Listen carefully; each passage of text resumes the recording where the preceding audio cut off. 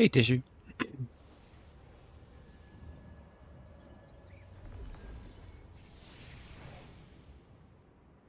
Oh, yes, Tissue. I do owe you, the T2 bill. Sorry about that. No, I definitely do owe you those.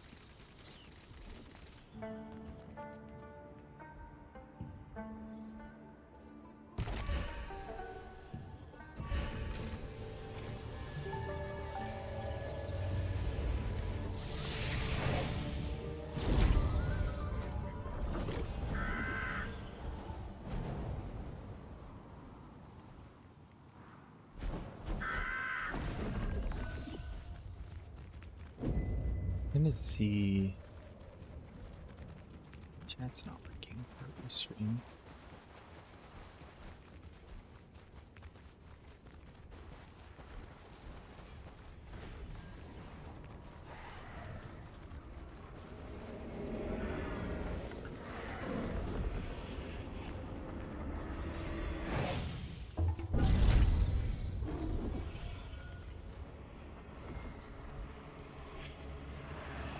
Oh, no, no worries, Tissue. No, you're right.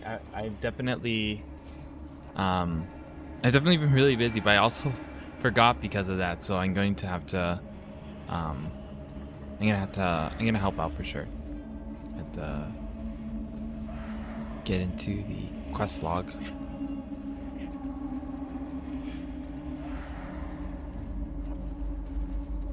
I was definitely really busy, but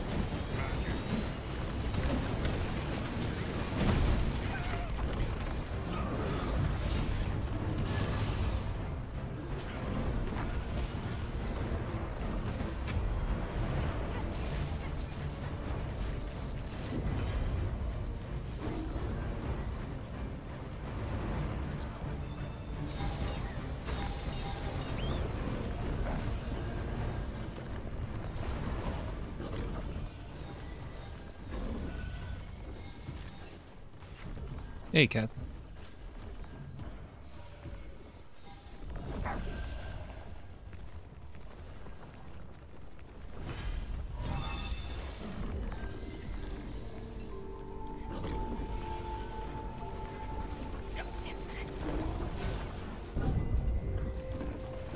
I'm not on Asmo anymore. I'm on Laslan. We transferred over to Laslan. Just one guild though. Just Ethereum Gold.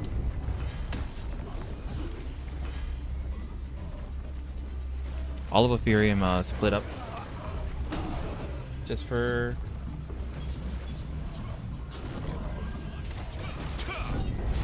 Just because no one wants to fight us if we're all together as 4, so we're splitting up between all the different servers.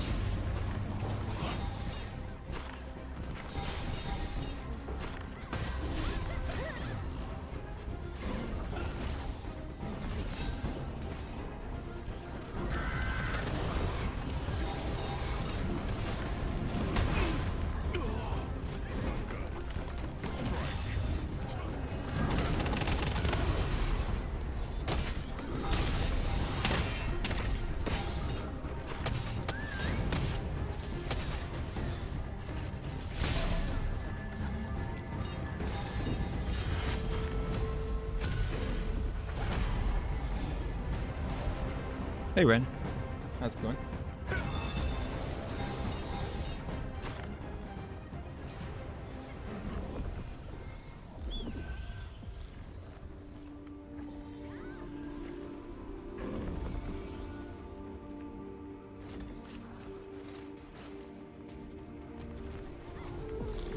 Yeah, can't you? We moved to Laslan. which was like one of our original servers, but the 4 Ethereum guilds are splitting up and going to different servers just because no one will fight us when we're all together. So we're fighting outnumbered now by choice. It's a lot of fun. We're enjoying ourselves.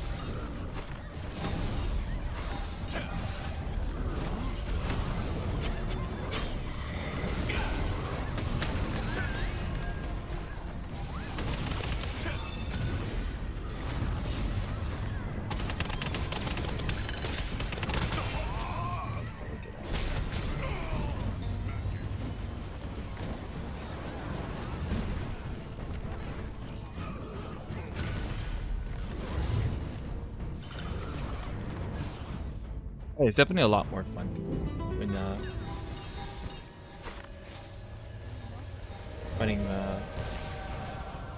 fighting people who are actually willing to fight, essentially.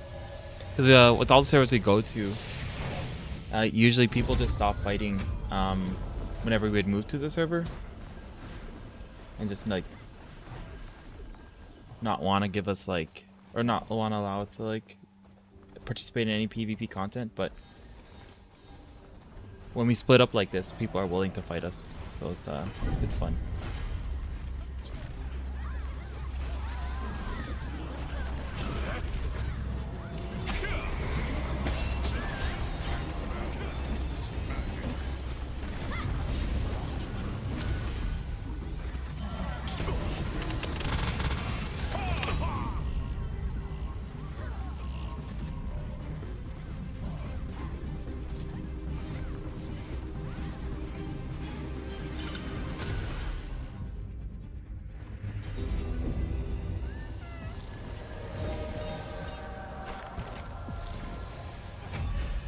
The only thing with fighting outnumbered is you're outnumbered.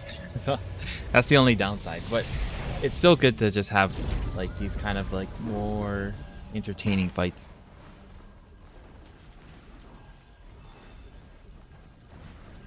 No, it's Bella. I think we're gonna stay split. We're either gonna stay 1-1-1, or if we find we're just too outnumbered, we're gonna do 2 on each server. So we're not gonna be coming together anymore. We're not gonna do 4-man anymore. Just people just don't want to fight us if we're 4.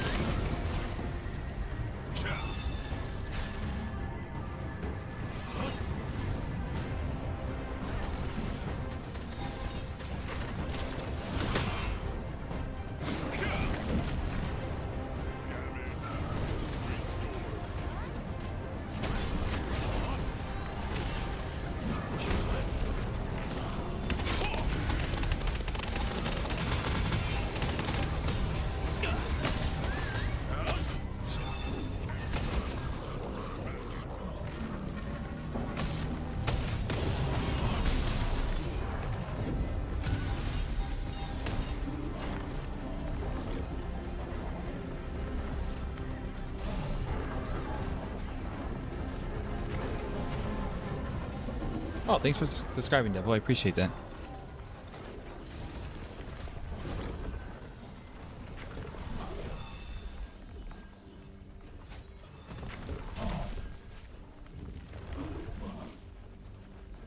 Oh, I'm listening to comms at the same time, Tsunami.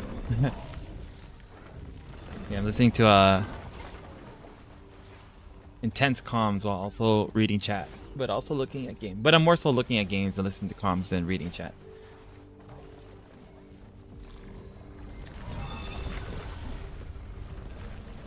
Yeah, I hope if we bring in one more just so to even the numbers, they're gonna fight us, but we'll see. We're trying just to feel out the server and, like, you know, how people feel with just our one guild.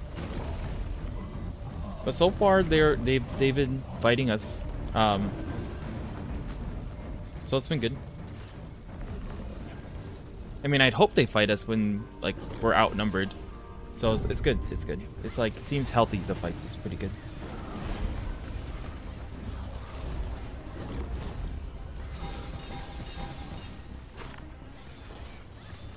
I feel like competition is always good because it isn't fun just gotta lose. Bro. Yeah, I agree with you, Isabella.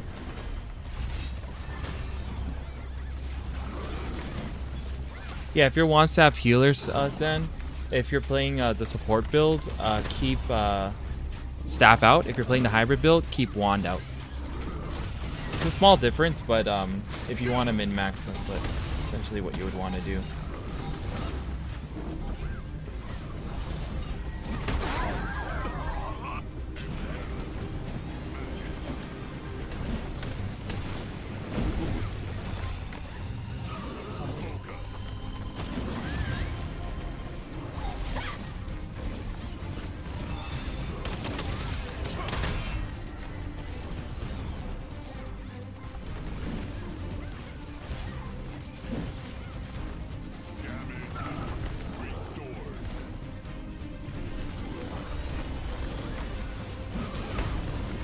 Just a second. I'm gonna look at chat in a second.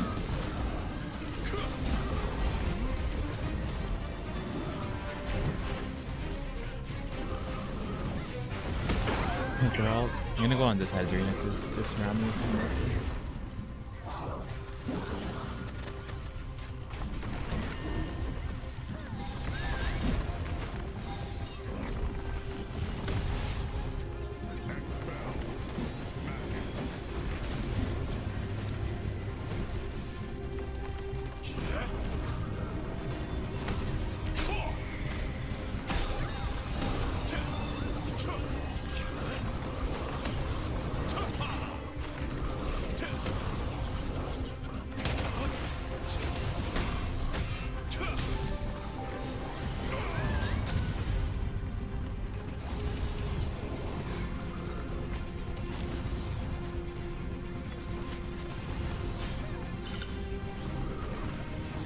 A lot of people.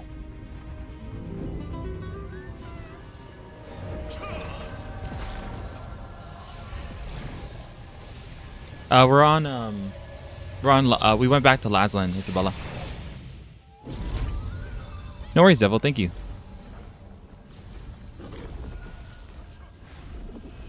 The new server is Lazlan now, Force.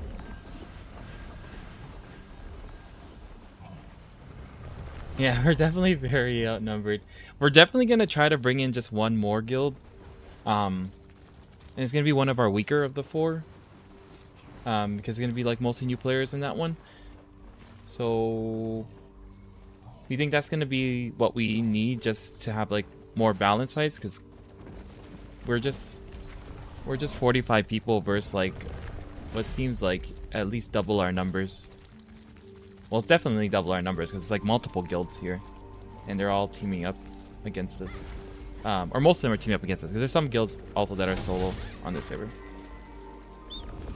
or have their own. It's like it's only 2-man alliances or 2 guild alliances on this server, and we're just 1 guild right now.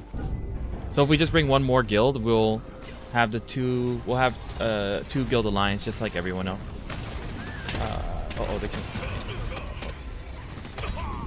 I did not see them coming from behind.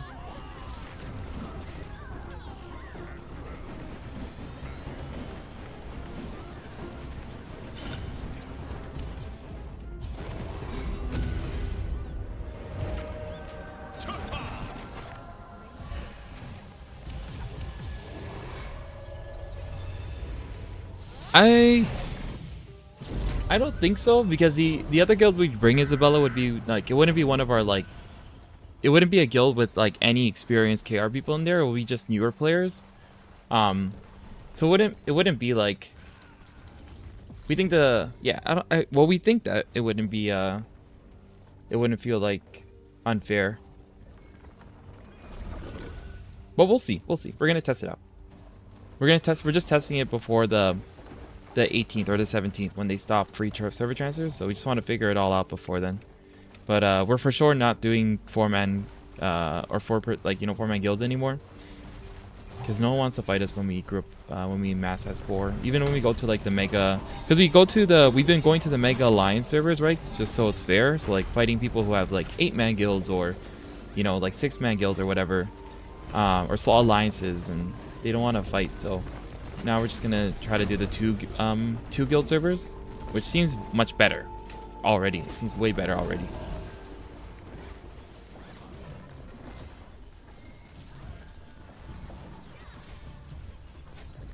Hey, Ryuma.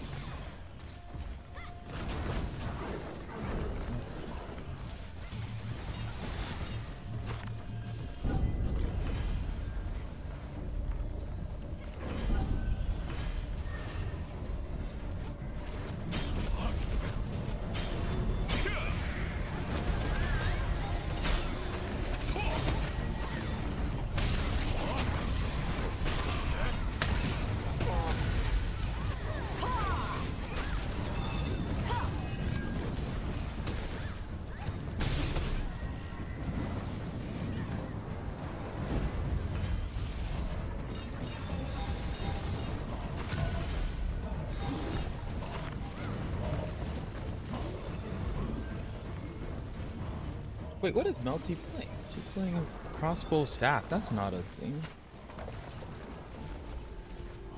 Huh. I just realized that. Crossbow staff and PVP.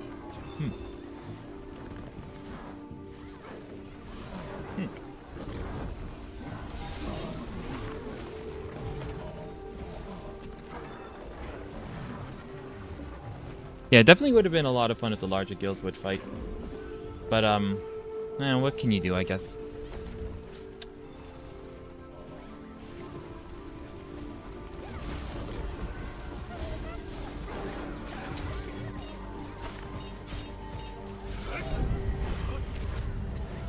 This is like a very awkward spot to fight.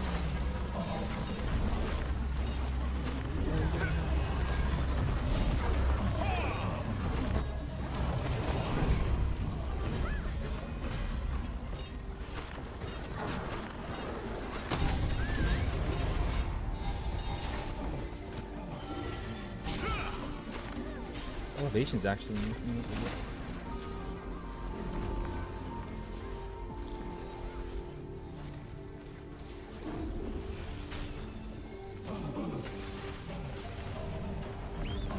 Oh, what server are you on, Ren?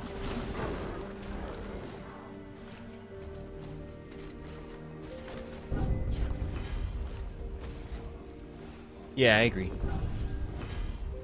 Definitely looking, and that's what we're trying to do. We're trying to create just like a balance of like, balanced fight, I guess, is what we're trying to really do. Because the game doesn't really do a good job of doing that, right? Or setting it up themselves. So it's up to the players, I guess, to create those balanced PvP fights or balanced servers for fights.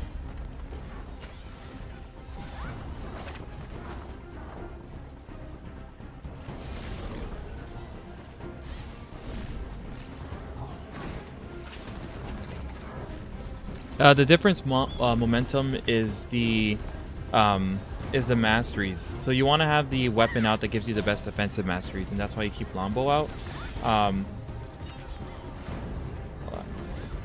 Because the masteries of every weapon applies to the weapon regardless if it's in your offhand or main hand. So you want to keep the weapon out that gives you the best defensive masteries in that case.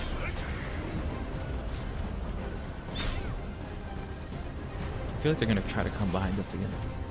Keep my eye on. Yep, they're coming behind. Oh, no, no.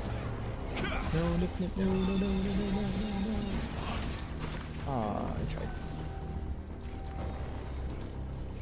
I should probably pay attention to my own party. Uh-oh.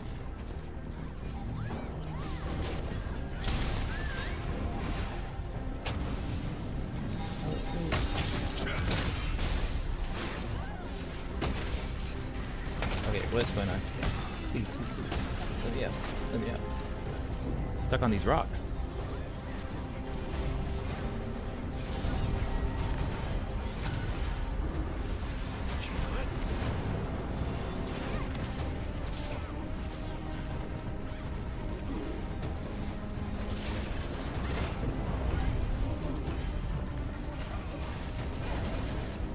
Benediction. Oh, you're on one of the October 1st servers. I see. Yeah, October 1st servers have a lot of players in them as well. I think they have more play. Yeah, definitely have more players in the early access servers too, which is pretty cool. Oh, I see them. Yeah. It's really going to be up to the players to create the balance servers, you know, because the game won't do it for you.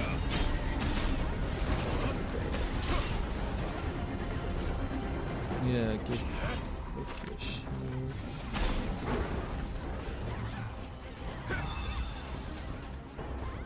It's such a awkward place to fight.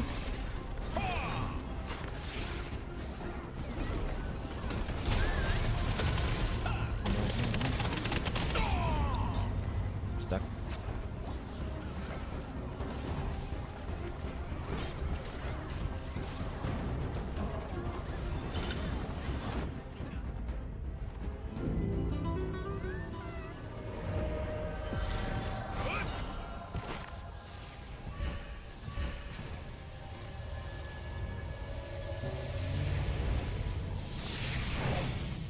Oh no! No matter what momentum, both weapons will level regardless, because the EXP you get used from tiers will be applied to both weapons, and the EXP you get from farming open world dungeon mobs will apply to both weapons. What's a good bow wand build for open dungeons? I feel like I'm not doing enough damage and don't need as much heals with my usual party. Yeah. If you feel like, hold on a minute.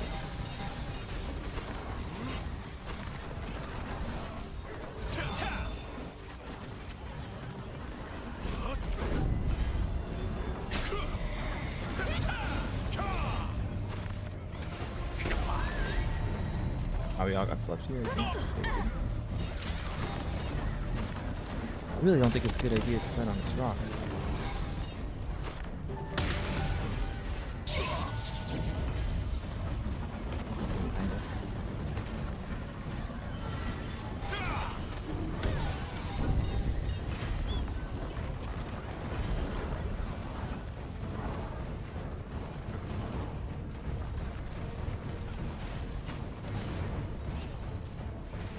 You look at get out of there. Please.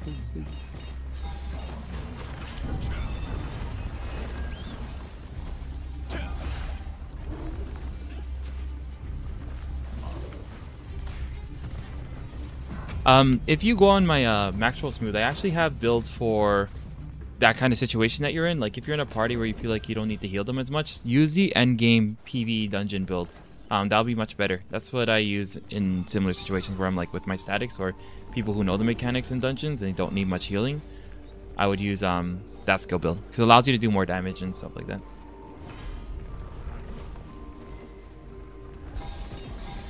Yeah, Marcy, I tried to set up the stream elements bot in YouTube, but I guess it didn't work. I'm gonna figure out what I did wrong.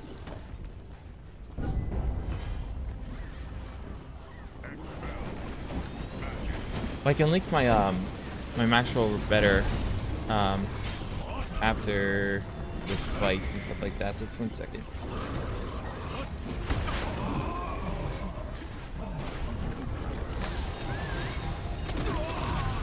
I don't think I'm gonna make it here. Not.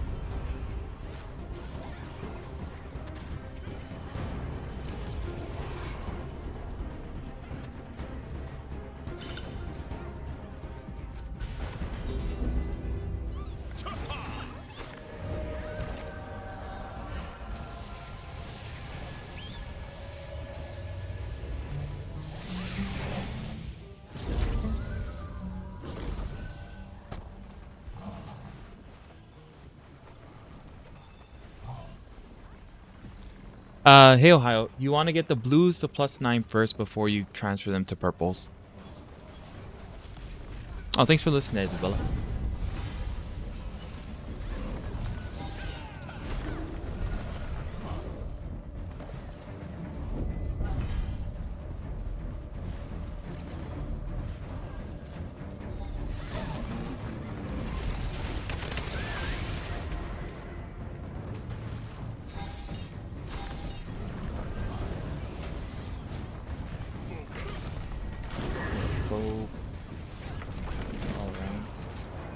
Boss keeps resetting too, which is so awkward.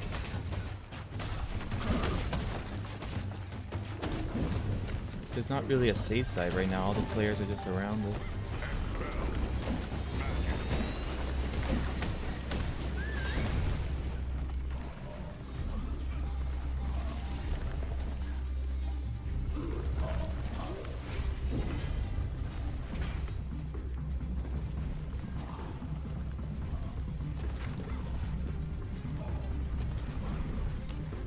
Here you go, Marcy. If you go to that link, Marcy, you can see the PVE build. But if you go to just builds on that website and filter it to healer PvP, you can see my Lombo and staff builds. I made the Lombo staffs builds on that website. That's where you can find my my gear builds. I think we're gonna.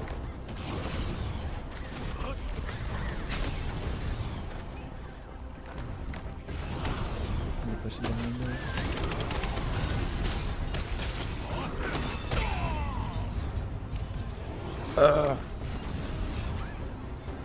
It's like no safe spot to stand. And they're coming from behind you, and they're in front of you, and they're on your sides as well.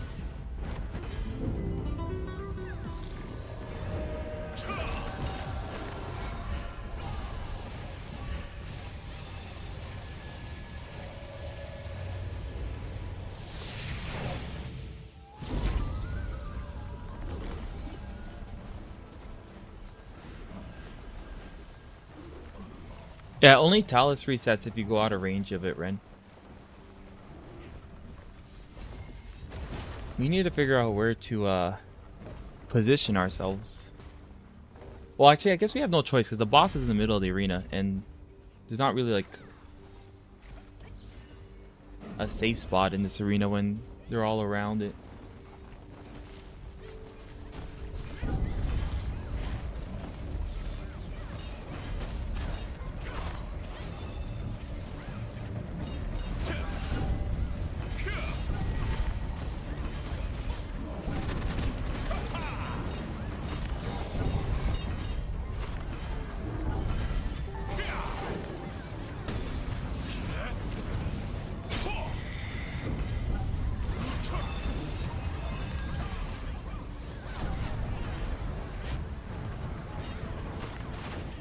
This is so awkward.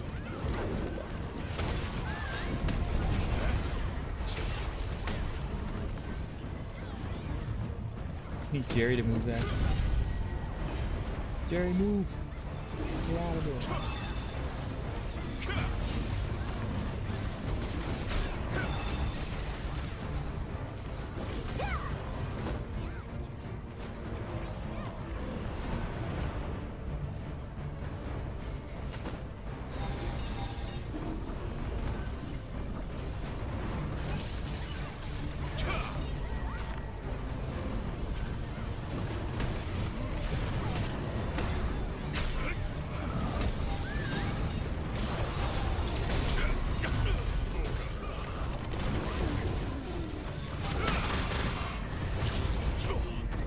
Alright, I suck.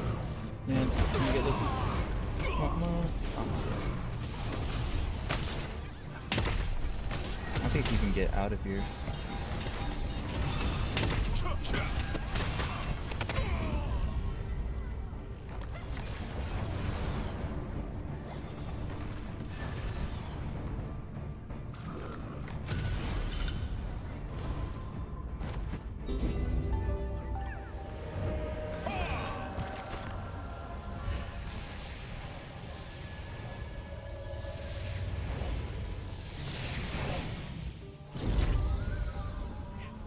Hey Mash. Yeah, I actually have a helpful article for that now, Mash. If you do exclamation point commands, I don't forget what the command is called.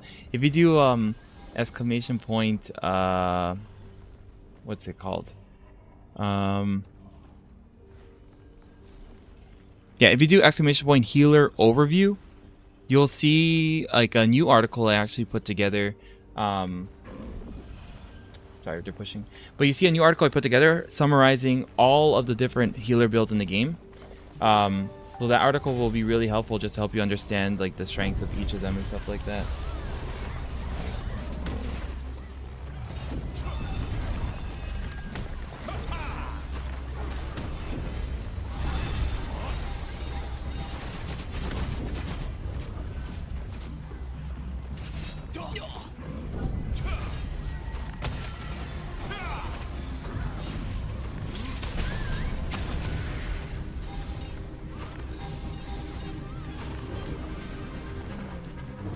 It's a better position that we're in. Oh shit.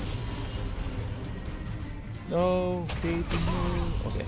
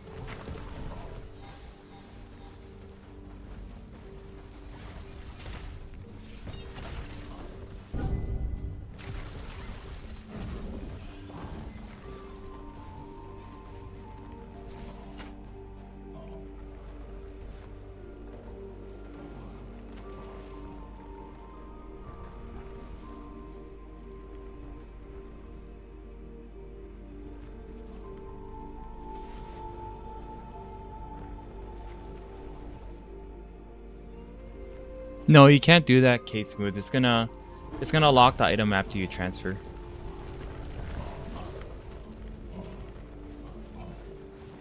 One second.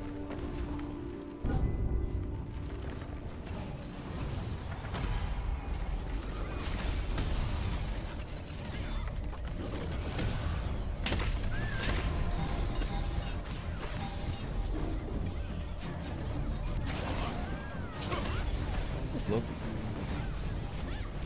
Over there.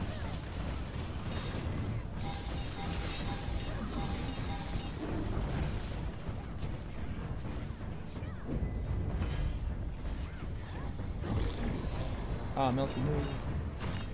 I think that's stay still.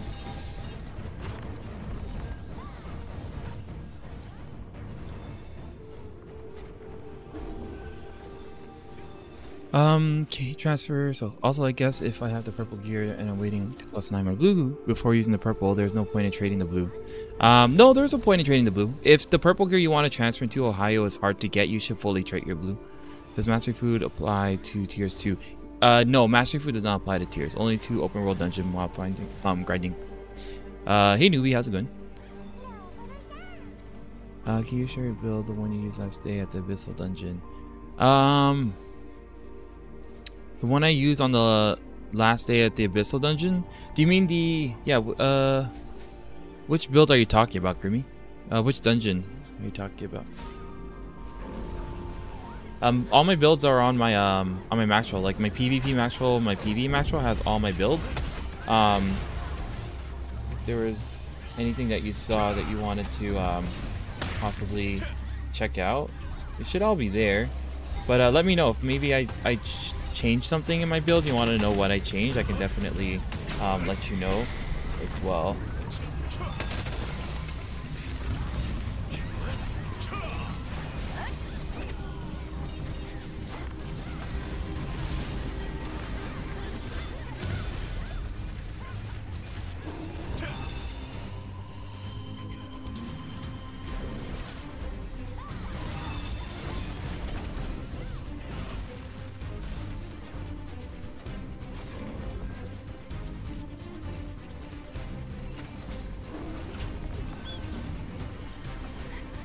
When they use Control E, I use Control E. So Tornado, you want to be careful how you use it because you don't want to mess up a clump that someone's made with a sleep bomb or whatever. So I use it usually to peel or towards like the sides of an engage.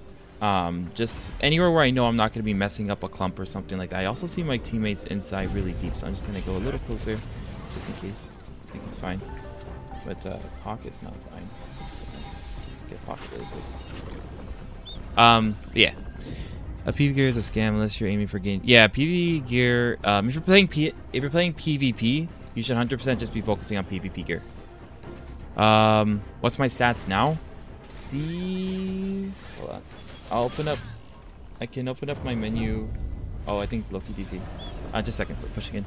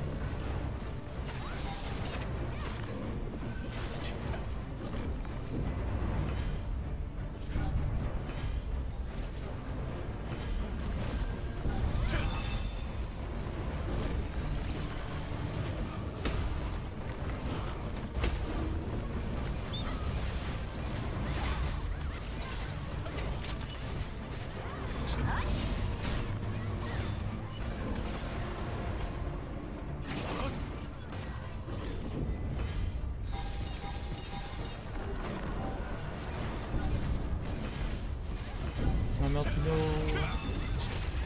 Oh, whoops, wrong button.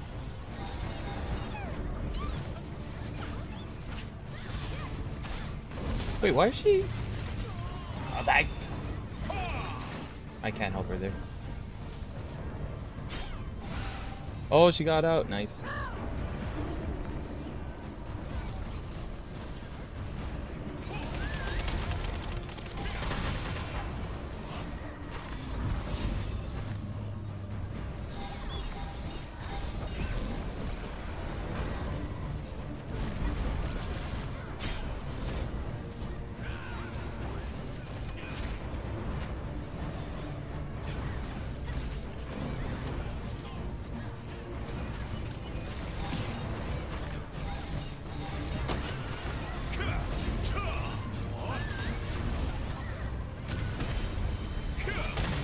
Oh.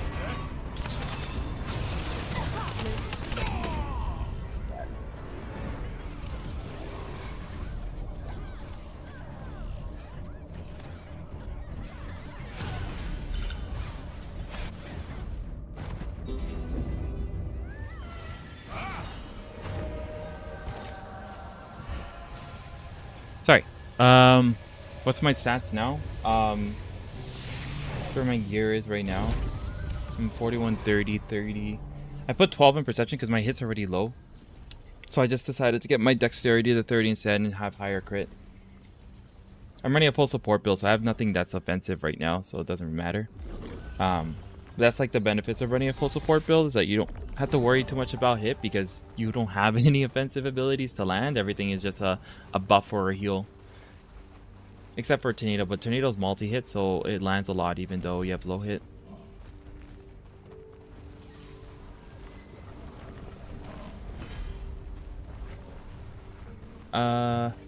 Just a second, sorry. I'm slow on chat right now because I'm just focused on the fight a bit.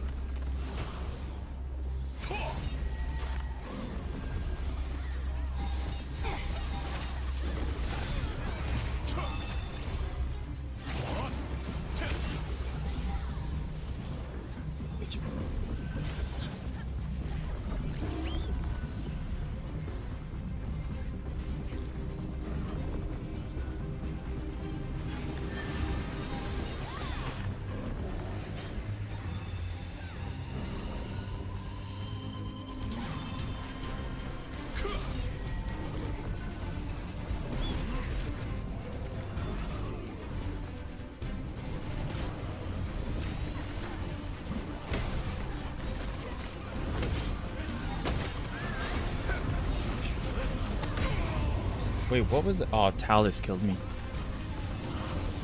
No way. The boss killed me.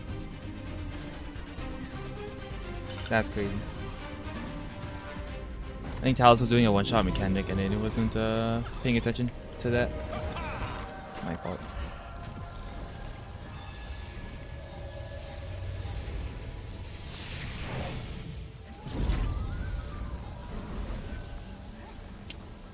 Okay.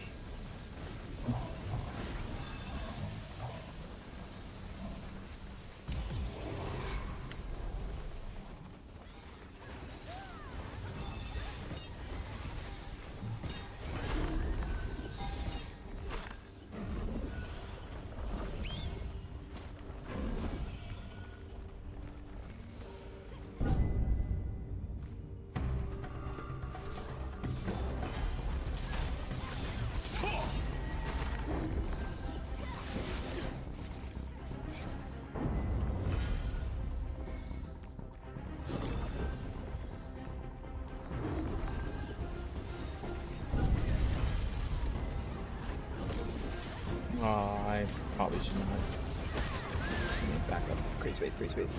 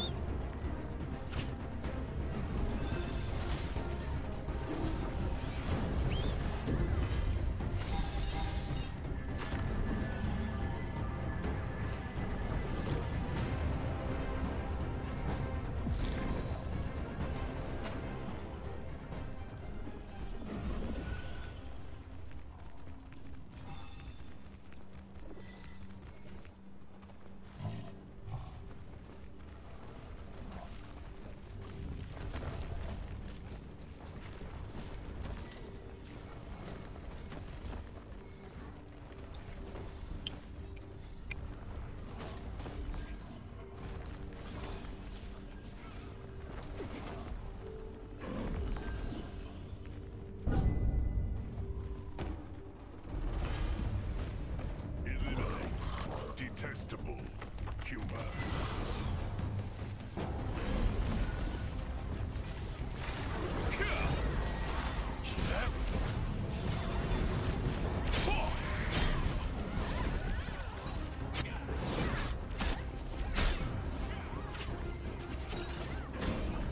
Should I? No. Gotta get cheesy. Spicy.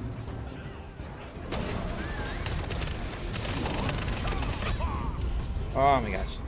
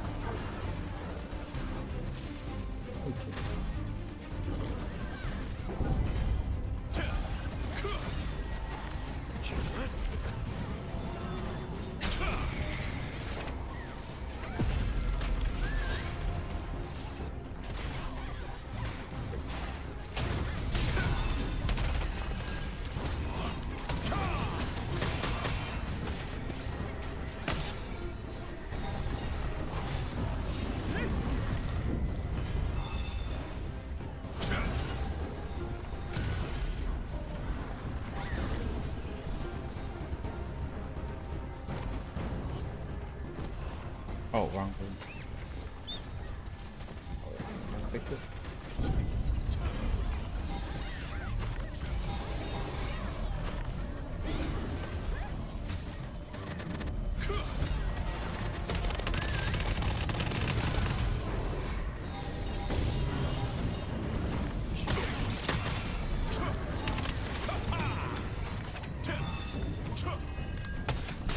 Wait, I have no mana. Get up. Jeez.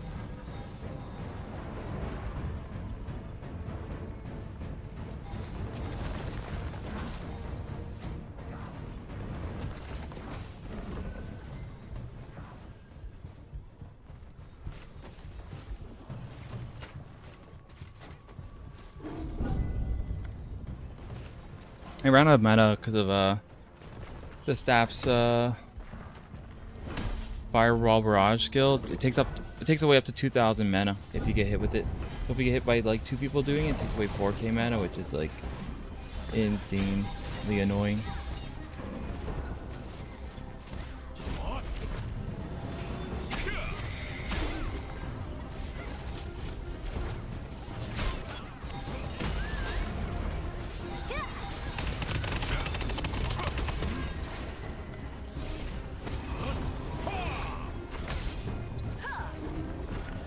Okay. I'm gonna try to get out that way.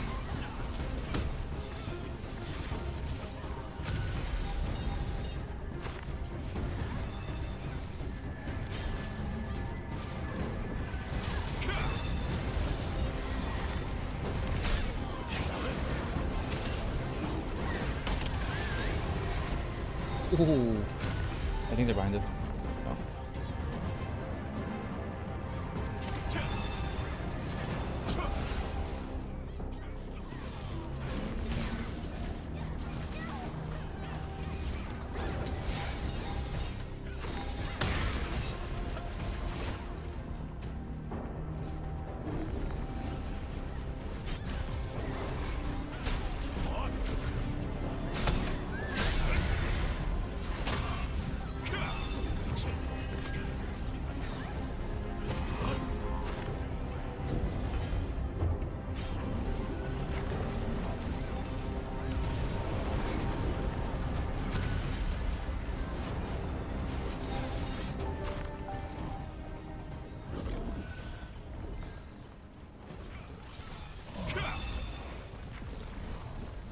Okay. So, let me read chat.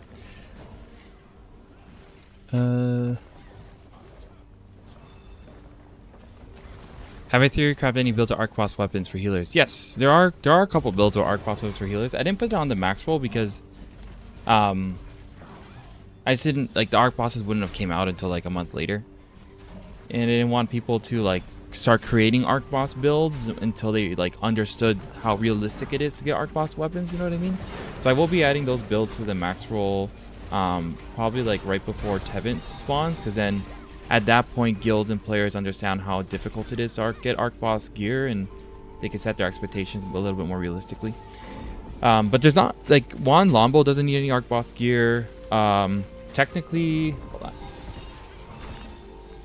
Juan Lombo doesn't need arc boss gear. The only people who need arc boss gear or who could use it very well are Juan Daggers, and that is the Tevin Tome. Wanda and Sinest can also use the Tevin Tome pretty well. And then that's it, really. It's just those two of all the other healers. Because all the other healers don't need the Tevin Tome, because you can't use a skill as well as the other 2 builds, right? But another thing that could happen, which on KR was popular, I'm not sure if it'll be popular on NA, but Bellendir staffs, after the main DPS staffs got their Bellendir staffs, a lot of Bellendir staffs were being given to healers, or healers were bidding on it if their guild had like an internal auction kind of thing. It sounds weird, but like some of the top kills on KR on a lot of servers were from Juan staff players who had a Bellendir staff specifically. So I don't know. It's weird, but that was just a thing that was happening on KR. Like a very popular thing too at that as well.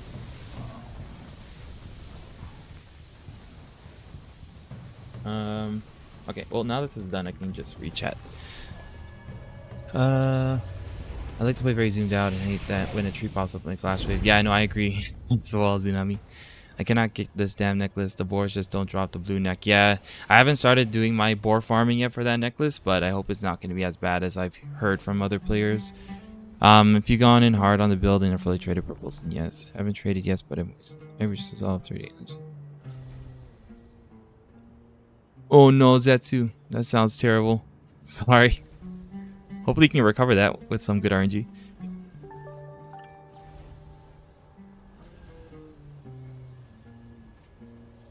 Hey Ryan, yeah, I have everyone like if you're playing Juan Lombo, you should aim to have a minimum of 620 mana regen. So with the melee evasion range endurance build, there's ways of like tweaking it a bit to get that. You just change one item, really. So you either run on the melee evasion range endurance build, you either run the you can run the Supreme Devotion Cloak, or you can put on the Regal Jade Band, and that'll easily get you like close to 700 mana regen, and that's like well over the 620 that you need at base before your mana potion and your mana food. Hey live in PvE dungeons, could you take Flash Arrow with their healing trait? Hey Mashi, you could if you wanted to, but you normally shouldn't have to do that. I'm trying to change Sap Bow, but every time I've dropped a good trait, Torrent Bow, bad luck. Don't worry about that, Neil. The important thing about the Tyrant Bow, if you're going to use that for PvE, and I'm assuming you are, is just get the bow and level it to 9, because the space stats on the bow are also really good. Like, you don't need the crit heavy attack and the mana cost efficiency on the bow for PvE. You just need the bow to be +9. And then the traits are just a nice bonus. You'll get that over time, but just level up a bow and use that for now. Hey, Guapo. Or Guopa. Is it fine for me to skip recommended mid-game WhatsApp in favor of Mayville and Skyward Blessing? It's a lot cheaper to trade these, and I figure I'm going to be transferring anyways. Yeah, you could do that. If you want to just trade up cheaper blue weapons, you can do that, Devil, for sure. And just like save, to save Lucent, because you're going to be transferring them anyways. And yeah, so you can definitely do that, Devil. Yeah, you can ask questions, newbie, for sure. This is a place to ask questions. I answer every single question asked in stream. Yeah, so feel free to ask. Sometimes, like if I get into content like that, I'll pause reading chat and I'll get to your question eventually. So if I'm slow, just bear with me and I'll get to your question eventually. Eli, could you add the weapon specialization on your guide and max roll? It isn't there about AoE PvE build. Oh, Pablo, the weapon specialization for the PvE build is going to be the same as any other PvE build that's on the website. So if I'm missing it from that guide, I'll add it, but you can look at another PvE skill build and it's going to be the same skills, the same mastery. Are you saying the specialization skills aren't there? Is that what you're trying to say? For which one? Yeah, the specialization isn't there for the AoE PvE build. The specializations are there for the AoE PvE build, so I'm assuming you actually I'm not sure what you mean, because also the masteries are there. Yeah, which maybe you're talking about the early game builds, because I know those ones are missing masteries. The early game builds for PvE, you can just use the masteries from the other builds. Pablo. Yeah, the fight's long. The fights are very long on the server. The fights are very fun on the server, Tsunami. We recently split up the Ethereum 4 Guild Alliance, and we're all went to separate servers to fight Outnumbered. So we're on Lazland right now. We're fighting Outnumbered on Lazland, and you can see it's like a lot more intense and hard to fight Outnumbered. But it was the only way that people would fight us if we didn't fight as a 4 Guild Alliance, because we were on Mega servers fighting Outnumbered, but we were still winning against those Mega Zergs. But and folks stopped fighting us. So we realized if we want to enjoy the game, we need to split up and just go to separate servers. So we're right now we're testing out doing 1 guild per different server. But on this server, because we seem to be a little too outnumbered, we might try to bring just 1 more guild here, just to balance it out. But we're just testing it all out and figuring it out before the free server transfers end. Hey Artark, how's it going? Hey, yeah, my party members definitely do dive into like a lot of enemies, even though they're not tanks. But I try my best to keep them up. But they're pretty good players. So, like, it's usually just the dagger players who do that. This is not like the only people my static in this party right now were Loki, Tochi, and Jerry, and they're really good players, and they played also KR since launch with me. So they know how to survive pretty well, even in these outnumbered fights. Does anyone know where the Twitch drop is in game? In game is like, how do you claim it in game after taking it for Twitch? Yeah, if you the Twitch drop should come to your shop. If you go to your shop and you go to your storage chest, it should be here. Is where you find it. If not mail, if it's not in the mail, it should be there. I am a solent donator. Do not judge me. Ooh, I want this. My PVE set. Don't judge me.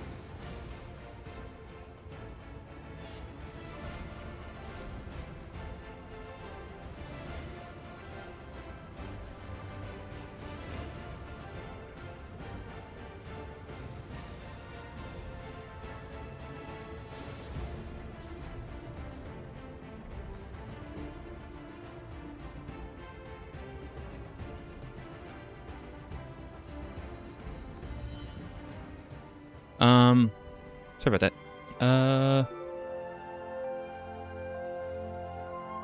Do you have any recommendations on who to watch for SS1? Yeah, I do actually. In the healer Discord, there is a streamer named Jaeger, and he also streams pretty regularly as well, which is cool. I think he streams every day, so he streams like pretty often. But yeah, definitely. Here, I'm gonna put his Twitch in the chat. But yeah, definitely look at Jaeger because he streams quite regularly on Wand SNS. And he's really good as well. He played also since the start of KR, and he has a lot of knowledge on Wand SNS. He knows so much about it and has done a lot of tests on it, on that build. So yeah, definitely ask him your Wand SNS questions if you have some. I answer them as well, but if you want to see someone who mains it, definitely give him a look.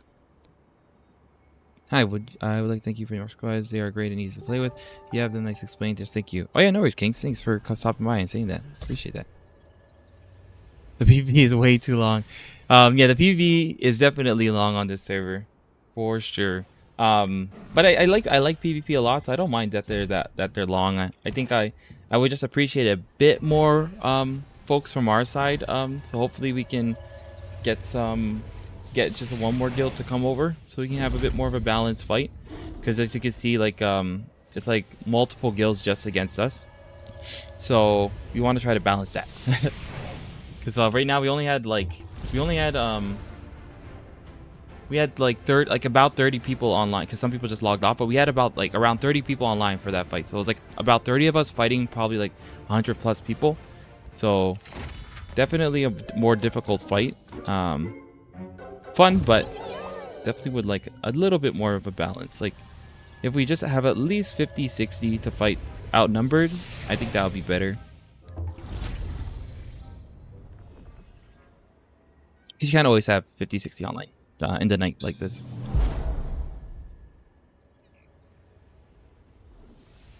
Oh, thanks, Grim. Thanks for the raid. I was just answering some questions before. But yeah, I appreciate the raid. How'd you feel about that fight, Grim? Oh, the weapon that burst me there, Zetsu, were 2 expos. 2 expos that were on me. Oh, Loki said he crashed. Yeah. You didn't log back in, Loki. If you're still here.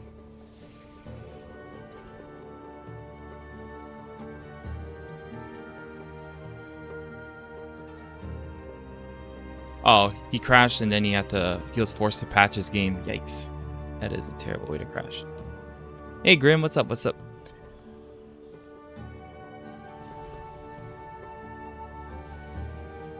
Do anyone have idea why I keep launching it? I'm not sure, Dan.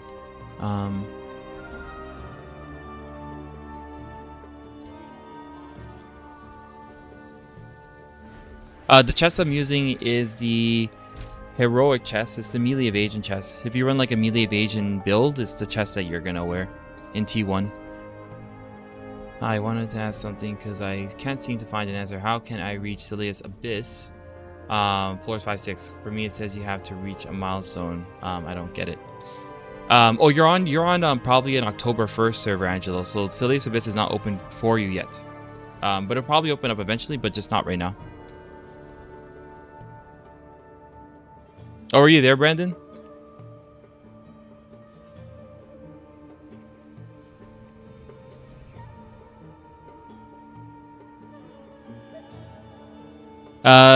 No, it wouldn't be hard to get the ignites off. Like, you can free spam fireballs newbie into like a Zerg.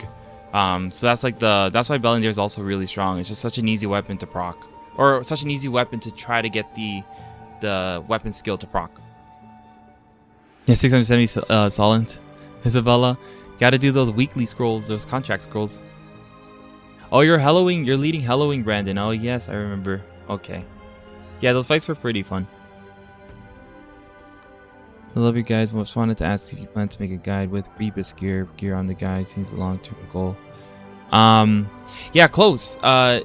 So with the gear on the guide, there's also solo self-found builds, and those are essentially like pre-bis gear, because the gear in the solo self-found builds are a lot easier to grind and trade up, especially for a free-to-play player or someone who's playing more solo. So I recommend you look at the solo self-found builds first before looking at those bis builds with boss gear in them. Are you going to swap the Swan Bow now, Grimmy? They're both fun. The good thing, Grimmy, the one tip I give you, if you want to play both Wand Staff or Wand Bow, really if you want to play any healer build, Amelia Evasion and Range Endurance build is universal, because it works for anyone enjoying small scale or arenas, and you can use them in large scale, although there's oftentimes, depending on your server, some builds might be better than another, but Amelia Evasion Range Endurance build works for anyone. So if you wanted to play multiple healer setups, you can just run that armor set, or armor setup, and then just level up separate weapons. But and then you have to level up obviously the skills of the weapons and the masteries, but at least that's at least you don't have to level up a whole new armor set. Which mana food should I use? There's only one mana food, or there's actually two. You're right. Use the where is it? Hold on. I forgot the name of the food, but I can find it really quickly. It's under utility. I think it's this one. Yep, use this one. Use the well, it depends. Use the max mana and mana regen food if the max mana brings you into a new 1k bracket, right? For the Noble Revival passive. If not, just use the health regen, mana regen food and get an extra like 15 mana regen. So you don't need the 200 max mana unless it brings you into another bracket.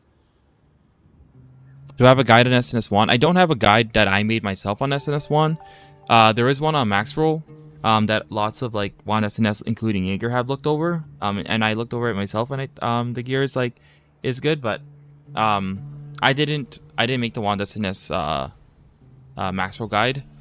I'd have other ways of probably building it, but I don't think the one on Maxroll is bad at all.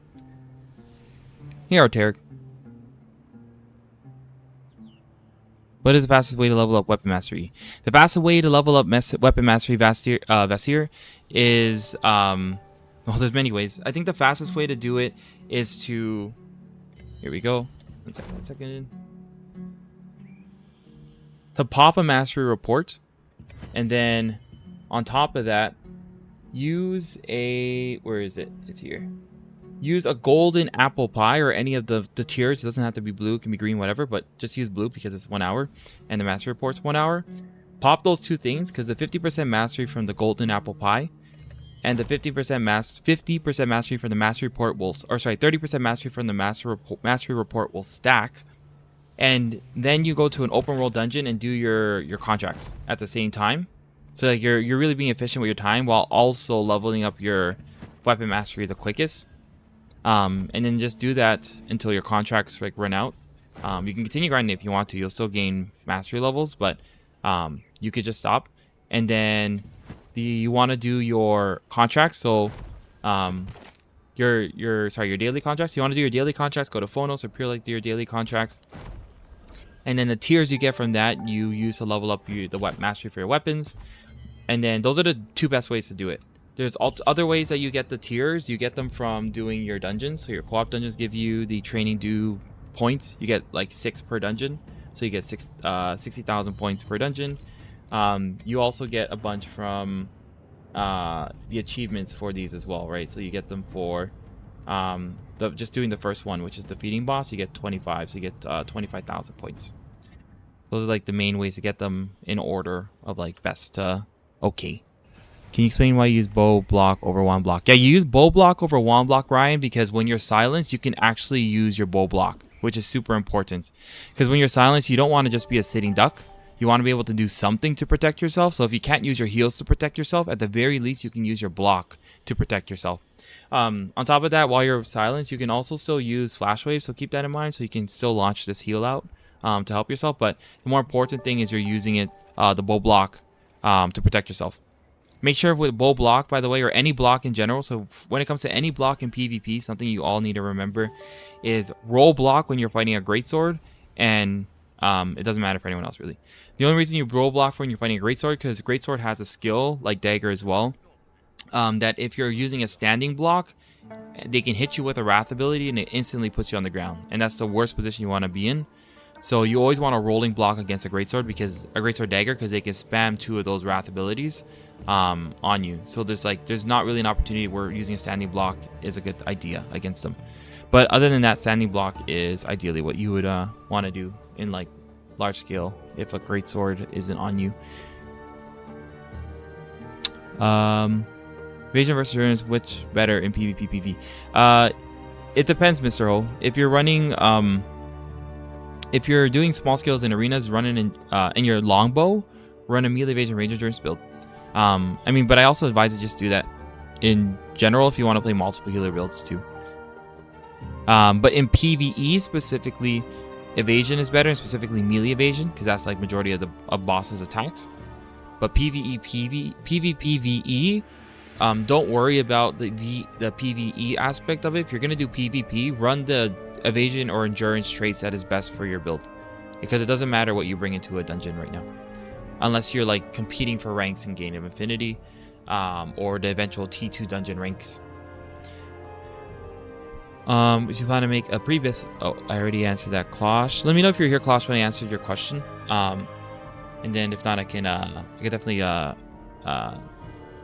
answer you as well. Again, hello. If I want to have a backup DPS spec, should I transition into wand something or lombo something from heal DPS for dungeons or open world dungeon content?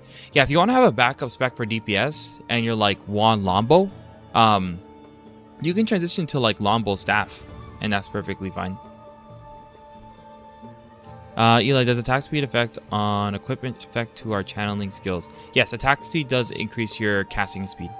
The college estimation is possible to get as the blue neck doesn't drop from. Yeah, it's gonna be hard to get that blue neck. It's the hardest part, Kenji. Check out my lombo staff. Hey Vilas, how's it going? Is all EPH on the East servers? Yes, all EPH is on the East servers class. Melee evasion ranges or triple endurance for SNS 1. If your SNS 1 either works, I say the one thing to help you decide, Vilas, is triple endurance works the best when you have all the endurance traits traded out. So if you think you're going to take a long time to get those endurance traits traded out, run the melee evasion range endurance build, because it's a lot easier to trade out, especially because melee evasion is effective. It's very effective from the base gear that provides you that those melee evasion stats as base. But they both work really well on SNS 1. It depends how you're playing SNS 1 too. If you're playing SNS 1 where it's like a frontline paladin, it's like you're in, like, you know, surrounded by like 10, 15 plus people. I know a lot of SNS 1s really liked endurance builds in that case, or they like the range evasion and magic evasion build. So you can run those. It really depends on your server. If you're on a server like this one that we just transferred to, where it's a lot of magic and range users, a range evasion, magic evasion build will be really, really good. But if you're not on that kind of a server and you're on like a melee heavy server, you can run either of the ones you mentioned. If you do a lot of small scale or large scale and you're choosing just between those two, I would recommend the first one you mentioned. Hi, thanks for sharing all your knowledge. What food do you use to buff in fights like that? Yeah, no worries, Zoe. The food I use to buff in fights like that, if I were like, I didn't use all the proper food I would normally use. But normally I'd use where is it? Hold on, I have to find this stuff now.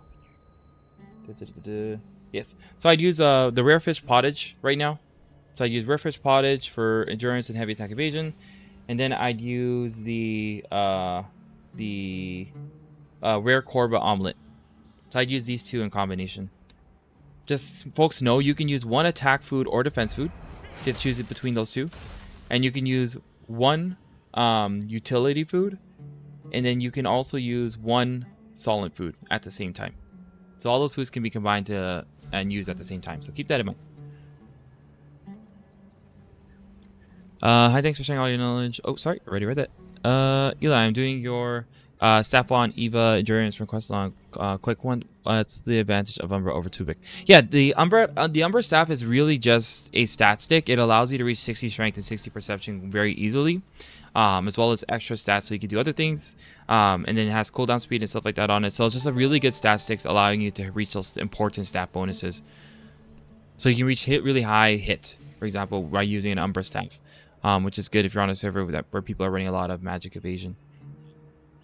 Question: how do you feel about Expo Wand as a healer? Expo Wand as a healer. Yeah, Hopsy, I actually have a very detailed breakdown of that. If you do, oh, and you're on YouTube, so you probably can't do the command right now. So I'm gonna link it on YouTube, the article that I'm just about to mention, and I'll just I'll put it in the YouTube chat. So that is here. Okay. But yeah, so check that out. Check the article out, Hopsy, and you can see my breakdown, or like Expo Wand and all the other healer meta builds, or all the healer builds, not meta builds, just all of them. So I definitely recommend checking that out. But I think in summary, Expo Wand is not a large scale build. It's a 1v1 arena, some small scale type of build. It is not a large scale type of build, and that's mainly because you don't have a single skill from Expo that will benefit your party or your raid. The only skills on that weapon is just to benefit yourself and make sure that you just essentially live Lord in a different way that that SNS wand would live Lord, right? Because Expo's wand's live Lord capabilities is the fact that they can just break out from all CC and then also immune all CC at the same time, making them extremely hard to kill. And they also have like they have a passive that increases all their evasions by like 400. Including I think it's also hit that's on that passive, but it has no cooldown and it's proc like constantly as well. But like that like all that aids into their live lordiness, but like you do nothing to help your party. Like the Expo weapon does nothing to help your party, so that's why it's not recommended at all for large scales. Just for fun just to play for fun on this side. If I had more people, they would give up kinda. Maybe Isabella, we'll see. If we bring more people just to balance out the numbers, we'll see what will happen. But we'll definitely not bring like the strongest, the second strongest if you're in guild. We'll probably just bring like the 4 strongest out of the 4 that exist. If we bring another guild. Do anyone have an idea why I keep the launch game? Oh, I'm not sure, Dan. Sorry. Why do you choose Exco Wand over Liquirius? Yeah, I choose Exco Wand over Liquirius Guap because of the heal on it. The Exco Wand heal at endgame can heal up to 24,000 health because it's synergizes with all of your wand passes and stuff like that. So that's like it's a huge heal that is very helpful to heal your tanks, especially like people who have over 20k health, or just to keep someone alive. So it helps with damage sustain very well. So that's one of the main reasons I run it. I also run it because I don't find that I often need to rely on the Liquirius Wand's skill for survivability. It doesn't also help you to survive against like all weapons. Like, you know, for example, if an Expo is spinning on you, an Liquirius Wand's not going to help you survive because the Expo spin will still hit you while you're invisible. Or like, you know, a longbows, flash wave will still hit you while invisible. Meteors will still hit you while you're invisible. Lightning can still connect to you while you're invisible, right? So all these things can still kill you while you're invisible. So I'd rather have an Exco Wand just for the extra heal, the extra health, and the strength points to help me reach like, you know, the 60 strength bonus or the 70 strength bonus. I'm playing on NA East random. Yeah, Jericho, if you want to see my dungeon build, just check out my Juan Lambo. I'm assuming you're talking about Juan Lambo, but check out my Juan Lambo PVE build, and you can check out my skill builds there. Like they're all on my max roll, just so it's easier to reference and take your time looking at it. How do you AoE sleep?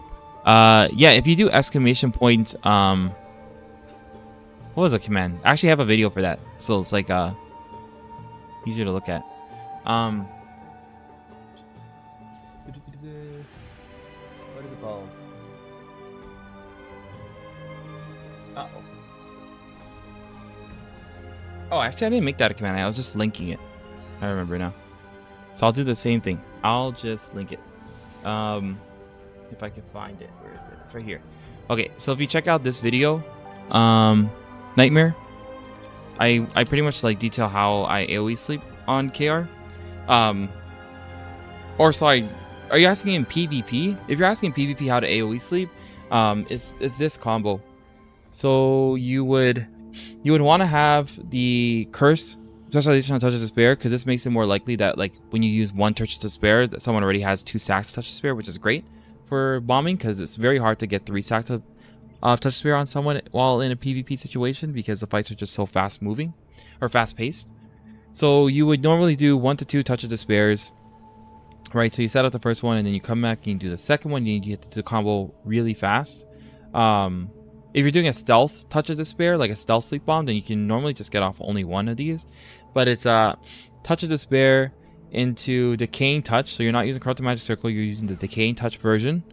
And then you're sleeping, and then you're spreading it, and then you're bombing, right?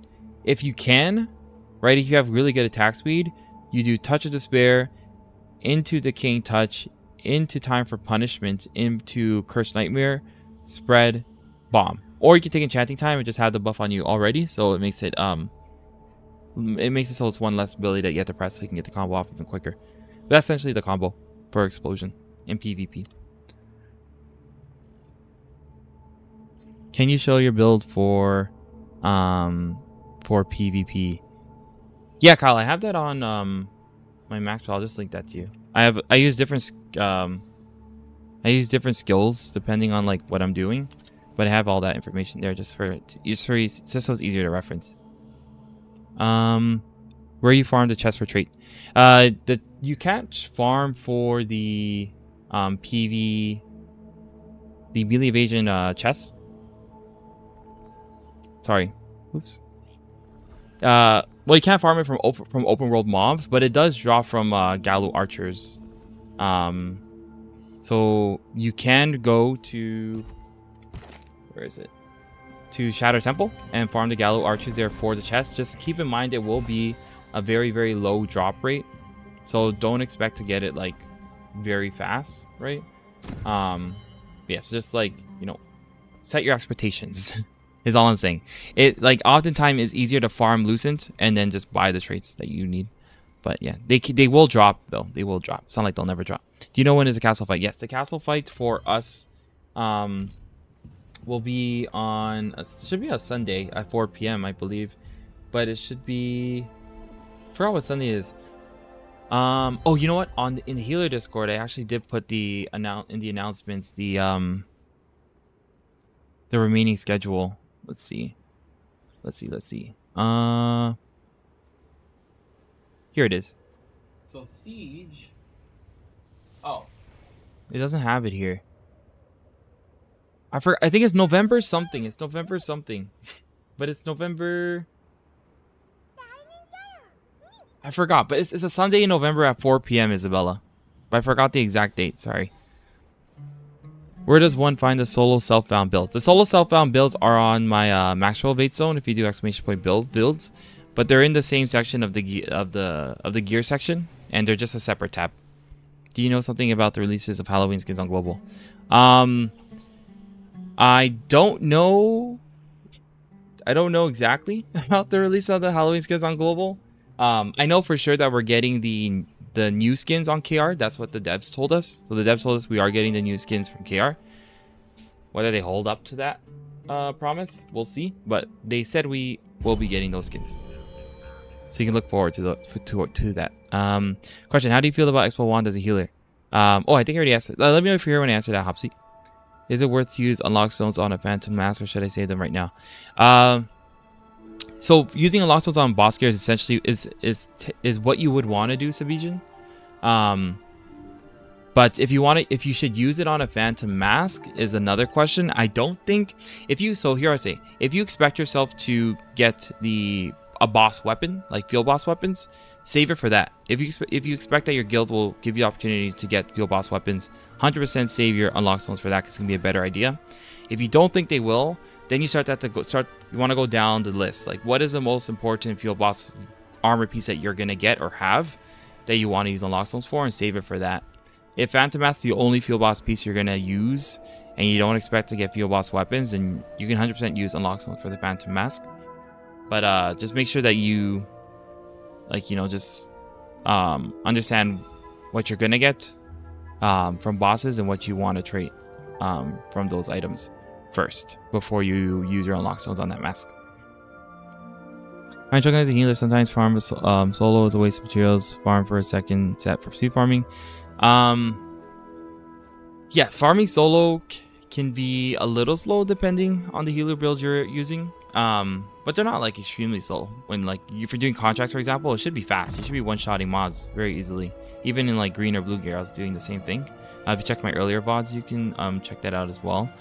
But yeah, because when it comes to open world dungeons, normally you're just in a group, so that should be fast too.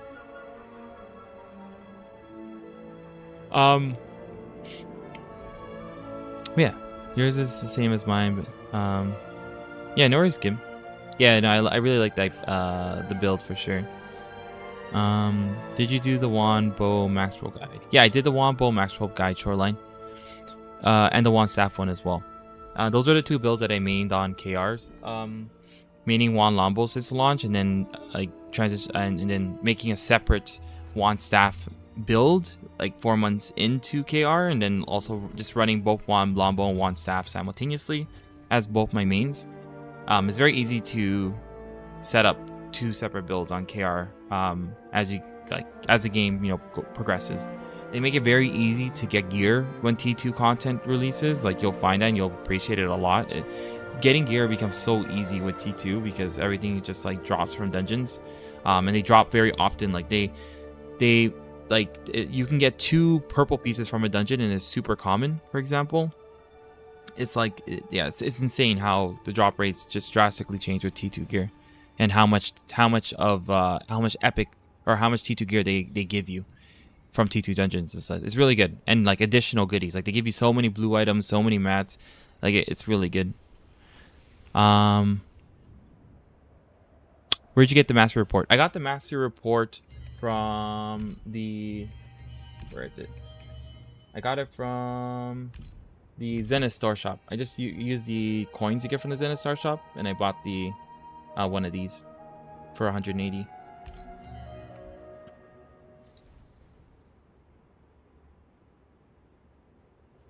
Yeah, the problem with full wisdom with Filomeno is that you just get blown up because you don't have proper defenses.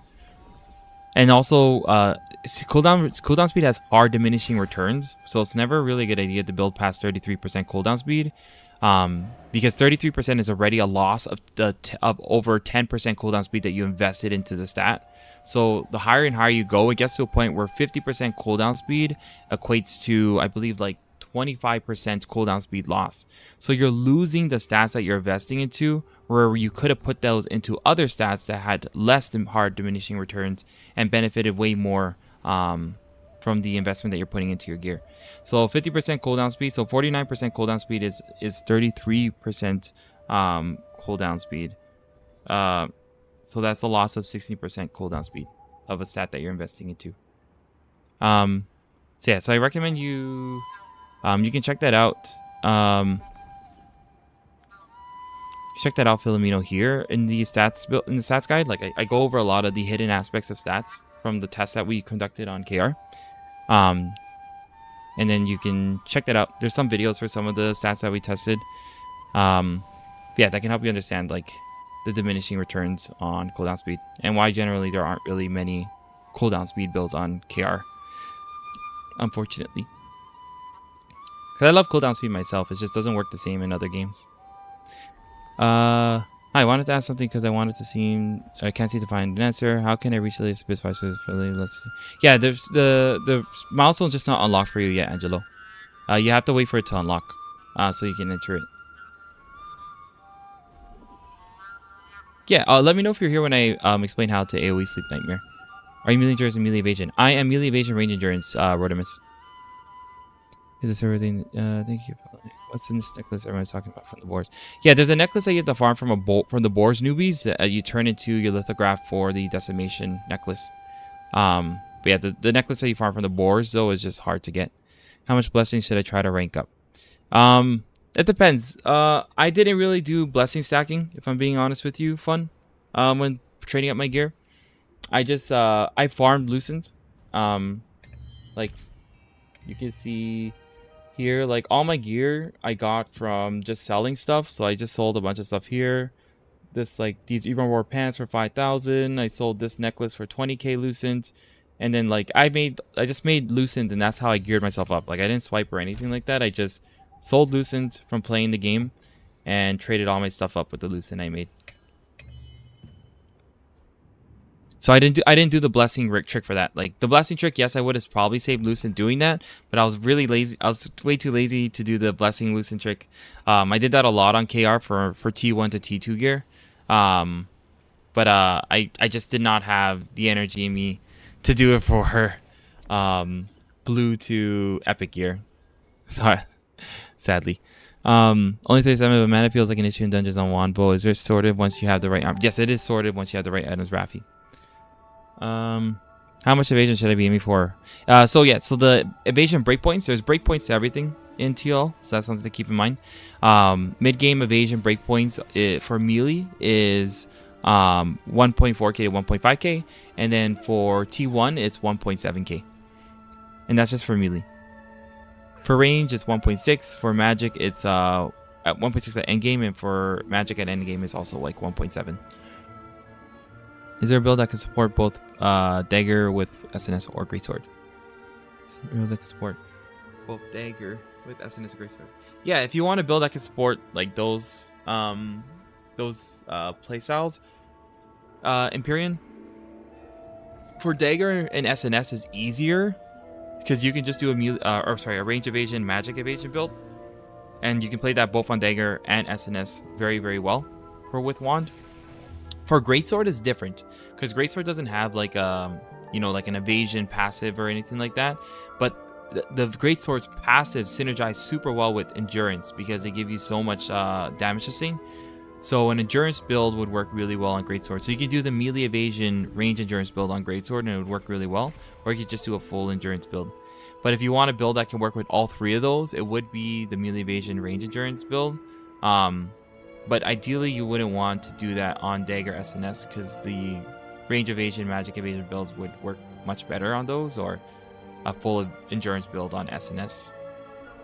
So yeah, you sort of have to choose in a way, but you can do melee evasion, range endurance for all three if you wanted to, because it'd work in small scale in arenas. But there are sort of better options when combining 2 out of the 3 for all 3 of those weapons.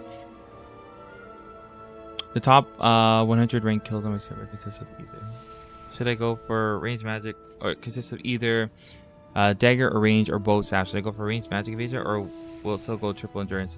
I'd go for range magic. Oh, it depends, Villo. If you're playing a staff or SNS or dagger, you can play a range evasion magic evasion build, because the 1.4k evasion that you get for range and magic in those builds, which is the max you can get with the current T1 gear, you are still under what you need to be for T1 evasion breakpoints.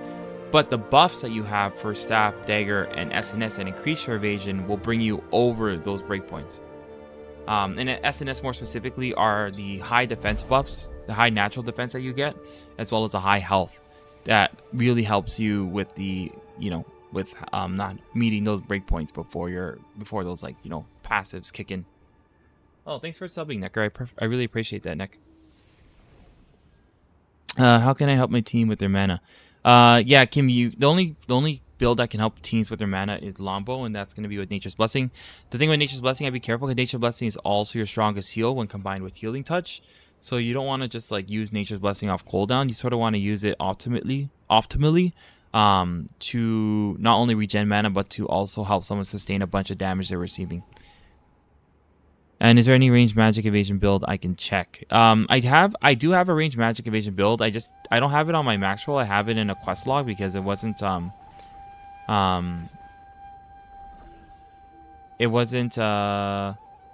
It wasn't something that I knew. I didn't know if it would be helpful for NA yet, because we didn't know how the servers would look like.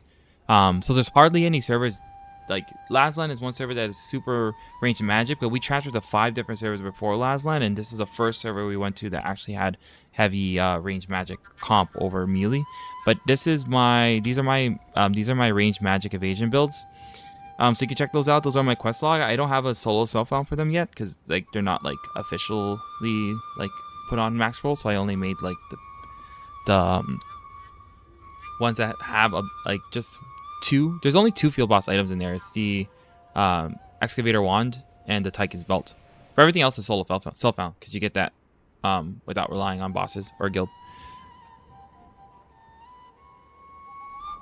What numbers should you reach?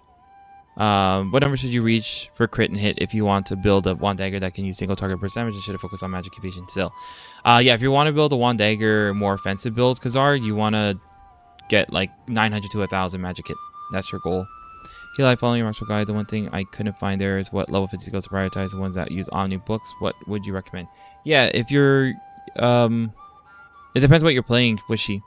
If you are wanting to level your Omni skills, I think we call them here. We call them resistance skills on Care. But if you're playing Longbow, you can do Fountain first into Flash Wave or Blitz, and then you do whatever's remaining last. And then for Staff, you could do, again, it's just Fountain first, and you could do Pull next. But yeah, that's it. What's your gear score currently? Yeah, my gear score currently is 2,800. Do you like one staff? Yeah, I like one staff. That was the second build that I mained on one Longbow. So I mained those 2 on one Longbow with one. I mained those 2 on KR together. Yeah, if you want to see the PvE setup for one staff, Kenti, do exclamation point builds or exclamation point build, or say builds or build. Is it plural or singular? I think I did plural, right? Yeah, exclamation point builds with an S. And you can check that all out on your own as well, just to reference it a little easier. Yep, and I have a solo PvE build up there as well. Just do exclamation point builds, filter it to one staff PvE. Hey Nari, how's it going? Spend like 5 hours farming meat transfer cloak. Yeah, I know, it's very hard. What did your friends say, or what was the reputation for being the most fun DPS combo? Yeah, the most fun DPS weapon combo Spirit was Longbow Staff on KR.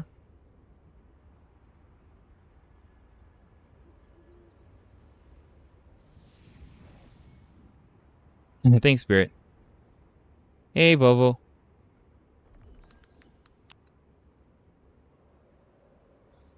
Will they make new servers in year plus for new players, or Korean has never opened fresh servers? I'm not sure, Yoni, to be honest. I love you guy for Seeker on Max Roll. Oh, thanks, Danik. I'm like typing my replies at the same time because I noticed there's an ad. So I'm not sure who has the ad or who doesn't. So I'm just gonna reply verbally and then also just type a little message in chat so folks know that I saw their message. Oh, thanks for subscribing, Otto. I appreciate that. Once all my skills dodge passes are purple, what's my priority in leveling skills post at? Once my skills dodge passes are purple, what skills? Yeah, if you do exclamation point builds, River, I do have a section that shows skill priority for like my one Longbow and one staff builds. So I recommend definitely checking a look at that. The way I've set up my build priorities is I don't like telling people exactly what to do unless they want me to tell them exactly what I would do. But I don't necessarily like telling people exactly what to do because every single person has a specific way they want to play a build in this game. So I don't think it's like necessarily right to tell people like, yo, you have to play it like me, because I don't think that you have to play like a skill build like me. You can definitely just use my skill build and customize it in the way that you want to play it. And then when you do that, you understand how, like, what skills you want to prioritize. So I list out the general skills that everyone should prioritize in a certain order, right? Oh, is there a server maintenance? Why did it disconnect? Uh-oh. But yeah, so I just list out, like, generally what skills you want to level up in a certain order as well. Well, I guess I just disconnected. I would never be banned. Knock on wood. That was a weird disconnection though. Maybe I was standing still for too long or something. How's the damage compared to Wand Dagger? Do you mean the damage of what? Wand Crossbow? Because the Wand Crossbow damage would be way better in PvE than Wand Dagger. In PvP, Wand Dagger would probably be better because they can do their damage without dying really quickly, whereas a Wand Crossbow will probably fall over really fast if they try to be like DPS in PvP. But if you're talking about just Wand Dagger in general, like versus other like builds in PvE, Wand Staff would be at the top. Or sorry, that's hard to say. But Wand Staff and Wand Crossbow will be at the top in PvE for grinding for healers, and then you have what would it be? Wand Greatsword. That comes in like 3rd place. I get loads of unlock stones from fishing. Yeah, you get lots from fishing too. Just you have to be patient. Hi DV, how's it going? I'm thinking of switching to melee evasion rangers as a wand stat, but I got a talent stat, so I'm missing out a ton of stats from Master. How would you change that? Well, to make up for it. Yeah, that's the problem with talent stat, Odo, is that you just miss out on so many stats because talent stat just has dexterity. So for me personally, I would start to sacrifice perception. I bring it to 40, lose the 50 perception. Just try not to, and try to keep the 50 strength where it is. That's like one of the things that I do to make Talistaf work in that build. I take a closer look to see what else, but like that's one of the first things I do. Using evasion or endurance is infinite in end game. It depends, dual kits. It depends on the build you're playing. Evasion or endurance works better depending on the build that you're playing. Hey Diffie, what's your current gear score? My current gear score is 2.8k. Isn't Decimation Necklace gated by the Ordinate Necklace? Yes, it is. Do you have a complete build guide? Well, yeah, for your Curse Explosion build. Do you mean like when you say build guide? Do you mean like skill build guide or like a gear build guide? Clicks. Because the Curse Explosion build you can run with any gear in PvE. In PvP, you'll be looking at Wand's Dagger to do that the best. And that build will be a little bit different, but not sure what you're asking it for. Yeah, the necklace is a boss loot. It's from Koazan Dance. But you can also get it for free from your lithograph book, which is what people are trying to work towards. If you were going to do Greatsword Staff, would you do melee evasion and range endurance? If I was going to do Greatsword Staff, I would do endurance for sure. Well, no, sorry, I read what you said wrong. If I was going to do staff, melee evasion, range endurance is a good idea. If you're doing Greatsword Staff, especially because there will be a really good build in small scale in arenas where that build will shine a lot in. So melee evasion, range endurance will be a perfect build because that is like a really one of the best builds for small scale and arena. Thank you.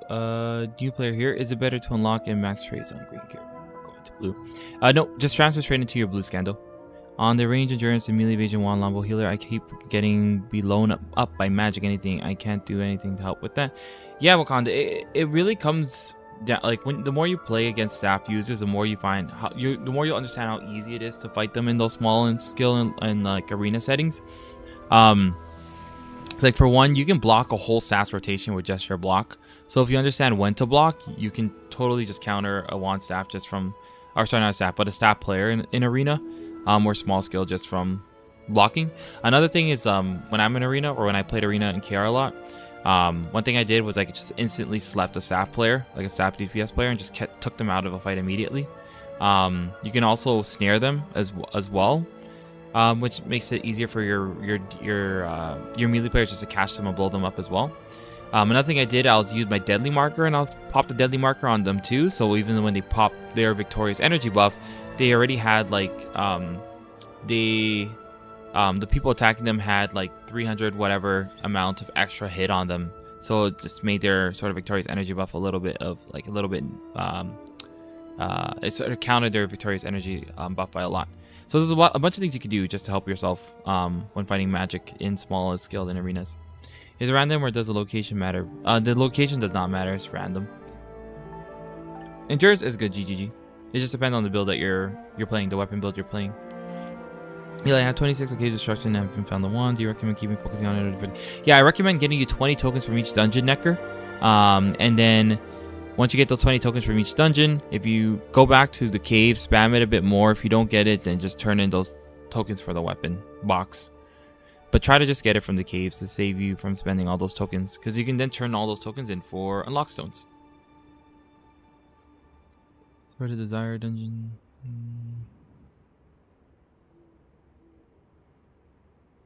Yeah, this is the equipment that I'm currently using, BB. No worries, Flat. Thanks for being here. Yes, I use PvP build for PvE, Kubi.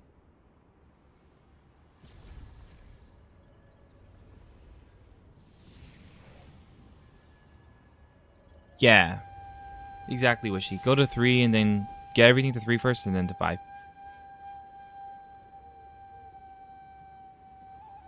Hi, Bree. Yes, I was talking about that you can use a melee evasion and range endurance build for Grace or Wand because that build is universal. How does a wand bow perform events like wolf hunting, for example?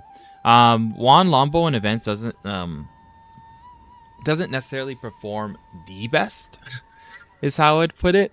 When I was on KR, I'd always get top 40 at least, which is pretty good out of all the players that participate. So I only got top 40, or like sometimes I usually get top 40 or top 15. That's it.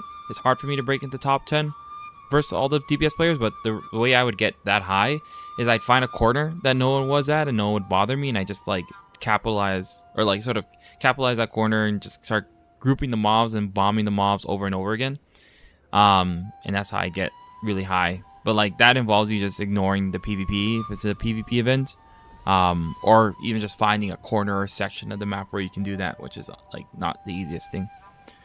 So if I'm playing SNS while my server is mostly doing range weapons, should I go for a range magic wave? Is the questlog build also applying for SNS1? Yes, that questlog build I linked the build also applies for SNS wand. It can be used by SNS wand and wand daggers exceptionally well. Also, wand staff can use that exceptionally well too. Yeah, I did 26 cave of destruction and haven't found the one. Oh, sorry, I already answered that next, so let me know if you're here when I answered it. Thank you for following. Yeah, no worries, Tuck. Thanks for being here.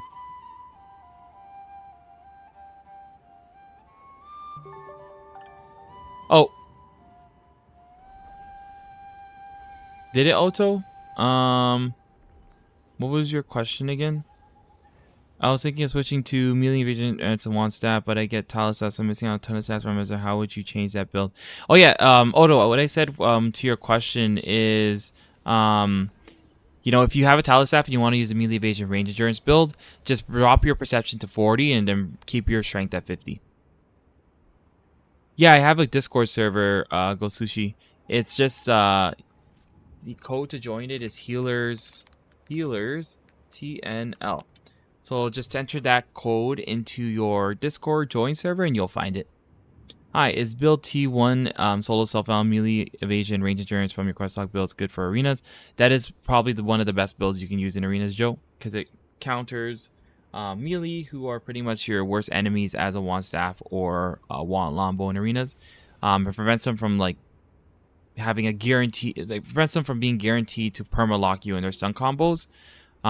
Which is just like one of the worst things to be locked in as a healer that doesn't run a dagger or SNS. No, this is an early access server, Dulcis. This is an early access server, yes. Yes, Art, I have a Discord server. Just do exclamation point healer server, healer Discord. Exclamation point healer Discord is the command. Also do exclamation point commands, and you can see the list of commands on my Twitch. Check out my longbow and what about the Umberman staff? Yeah, the Umberman staff is a really good staff. It's a really good stat stick staff specifically. Don't you also need a world boss necklace for crafting as well? No, I don't think there's a world boss necklace for that. Necklace. Wishy. Where is it? Here it is. Yeah, you have the Guardian Torque. You have the Ornate Choker. This is the world boss necklace I think you're talking about. But people are getting this from where are people getting this again? Someone told me, and then I forgot. There's a way to get this in a really pretty cool way. Forgetting how are people getting this? Hold on. Let me look.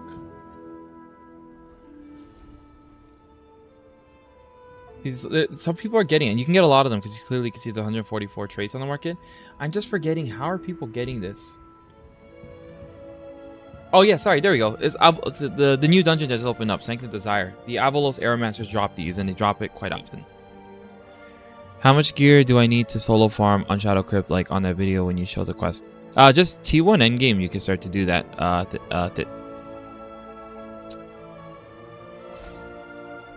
After how many traits does purple... If you're going to do T1 endgame with that build, you have to incorporate sleep into it, because you'd want the guaranteed crit explosion from sleep. After how many traits does purple become better than fully traded blue generating? Yeah, so when you get, like, you want your 2 defensive traits, Ramen. So if you're running endurance or evasion, depending on what you're running, you want your 2 endurance traits and your 2 evasion traits to be like 3 out of 4. I farm boards for a while, but if I'm still gonna need a boss drop, then help. No, you definitely don't need a boss drop, which you get them from the Avalos. Hello, does Wombo perform in events such as Wolf? Hey Ticklin. Wombo does perform. You require like either a corner to yourself. Yeah, I mean that's really what it is. You need a corner to yourself. If it's a PVE, like if it's a peace event, is also harder for you to rank. So when I ranked really high, I was always during a PvP event. And that was because people were just more focused on PvPing, or people were killing people with high points, so it gave me an advantage to get top 40 or top 15. Right now in the early game, is it okay to build evasion or just straight endurance? It's okay to build endurance in the game, Grimmy, depending on your weapon. If you're building the melee evasion or melee endurance range evasion builds, or something, well, flip that around. If you're building the melee evasion range endurance builds, that is universal and can be used on any weapon build. If you want to run a straight endurance build, only a few weapons can do that, and that is SNS that does it the best, followed by Wan Lombo, but you have to have like all your endurance traits traded. So that's like the caveat of the full endurance builds. I meant to ask, did you buy the battle pass? 5 resolution doesn't seem too bad for the same. Yeah, I bought the battle pass. And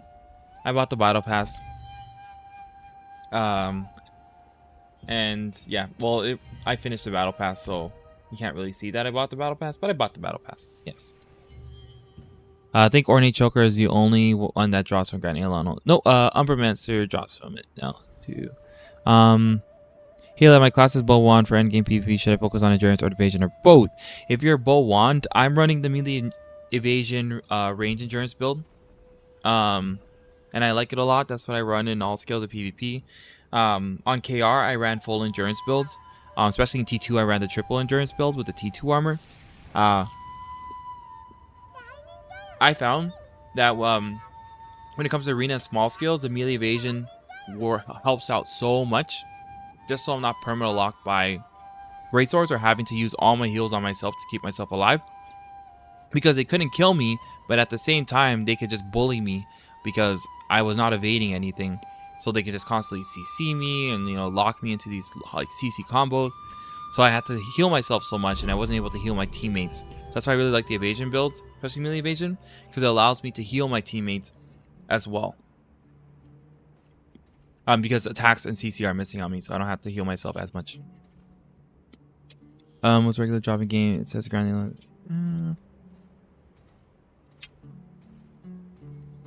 It's 140 crit damage, so it's not the same as 14 crit. The 140 critical damage on Sophia's set. Isn't that crit chance? I think that's a typo, by the way, Guardiona. It shouldn't be 140 critical damage. On KR, that's 140 critical chance. I think that should still be critical chance. That's just a typo, which is a funny typo. I didn't notice that. But on KR, it says 140 critical chance, so it should be the same thing. I'm a regular server, so on the in-game quotas, it doesn't show that it drops in Sanctum until unlocked. Oh, you guys having a conversation? Sorry. Hey, no worries, Bushy. Oh, wait, you're saying thank you to someone else. Sorry. Sorry about that. Using your PvP and PvP guides to decipher what I want to keep until I get the PvP build. Thanks for the guys. Yeah, no worries. Hi, Rafa. How's it going?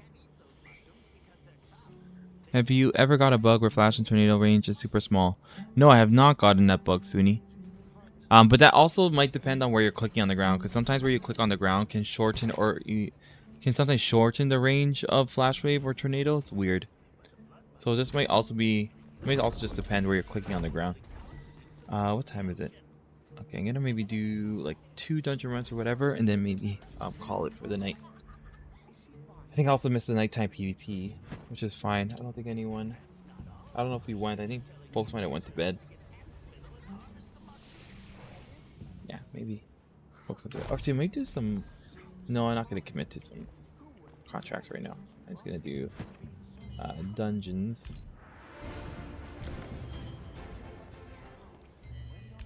I need... Let me see which dungeons I need. Have you ever got a bug where... Oh, sorry, I already read that. Small question. What is the best usage of Star Crystal? Star Crystal? You mean Stellarate? What's Star Crystal?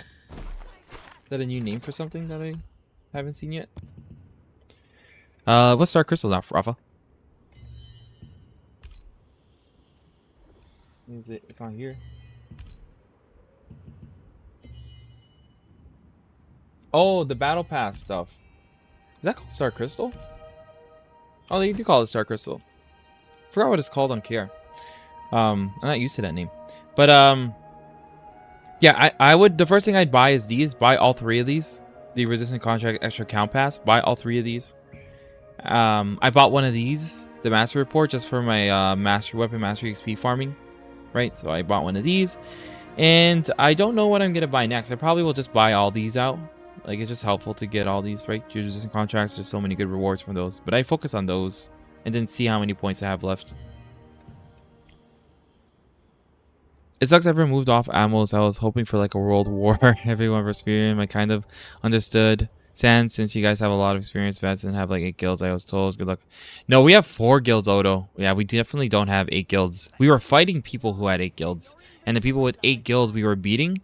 And so they weren't showing up to PvP anymore, so that was the problem. They just didn't, like, their goal, what we were thinking is that their goal was that by not showing up to PvP and giving us no PvP content, it would force us to transfer servers, which it definitely would, because it's just, we're not going to stay on a server and not fight. That's just boring. So we were transferring to servers that had those mega alliances of like 8 guilds or 10 guilds or whatever, or 6 guilds, just so we could fight outnumbered to give like people the advantage over us because we had more vets in our guild. Yeah, we were still winning, and people like thought it was like, you were thinking it was unfair and stuff like that, and they just did not want to fight us. So we transferred off. So now we're doing this thing now where we're splitting up the 4 guilds, and each guild is going to be on a different server right now, and they're just going to fight outnumbered. But right now on this server, since they're showing up to fight us and it seems good, and everyone seems like they're having fun on the opposing side, to balance the numbers, we're going to bring just 1 guild possibly over, just to balance it out a bit. So we're not like completely outnumbered, because as you can see in the fight earlier, we were fighting like, there was 30 something of us online fighting over 100 people. That's just like a little too outnumbered. Although really fun, like we're all having a lot of fun regardless in comms. But we definitely want to even it out a bit, so we at least have like 50 or 60 people fighting over 100 people, and we find that might be a little bit more fair on our part. But yeah, we'll see. We're just making sure that everyone's having fun at the end of the day. How are people getting Ruby Bangle? You get the Ruby Bangle from Saradoma Island, Austin. Is there a way to get custom my party frames like WoW? Not right now, Class. Unfortunately. Was a breakpoint for range of magic evasion possible to reach for SNS wand? Yes, you can. You can reach an SNS wand with your evasion passive, but range evasion breakpoint is 1600 in T1 endgame, and magic evasion breakpoint is 1700 in T1 endgame. For the endurance build, is it really better to go for? And the breakpoints, by the way, for evasions and stuff like that, like the defensive stuff, is based on the average hit someone can get, right? Because you want to always counter hit, because evasion counters hit, so that's how you decide on what the breakpoint is for something. For the endurance build, is it really better to go for the resistant boosts that give more melee defense, magic and can trade health instead of general stuff? Yeah, Tsunami, because the importance of Wan Lambo, as you probably will find as well, is mana regen. It's one of the important things, but also an endurance build. For an endurance build to work, it needs to have high defenses. If you have high endurances, but your defenses are low, right, you're still going to be taking lots of damage and you're just going to die regardless, right? So like, you got to think, like, when it comes to an endurance build, that means that you're going to be taking all the damage coming at you because you're not running evasion at all, right? In T1 endurance builds, you're running just endurance.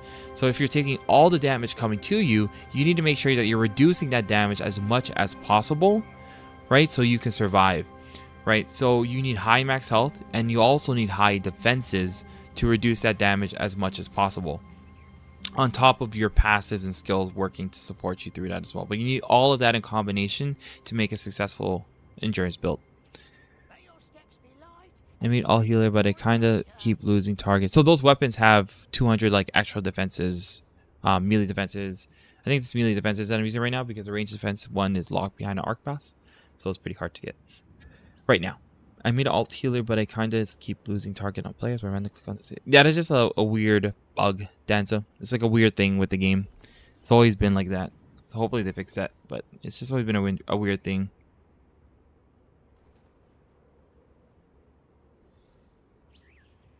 So like when you click on someone and you lose their target, it's because either you're not in combat or they're not in combat, so the game will drop target, or they have taunt that was casted on them, and if they had taunt casted on them,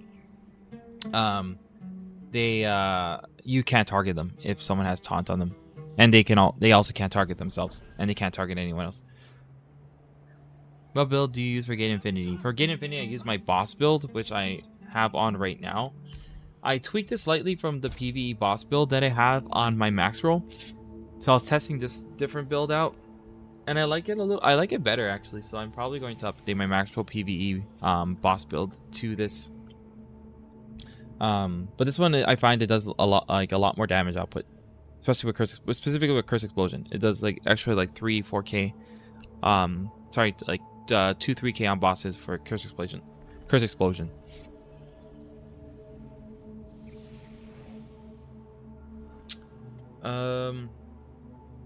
I'm on the Laslin server right now, miss. You're like, what's the build if I want to be unkillable? I don't really do arena small kills for large skill.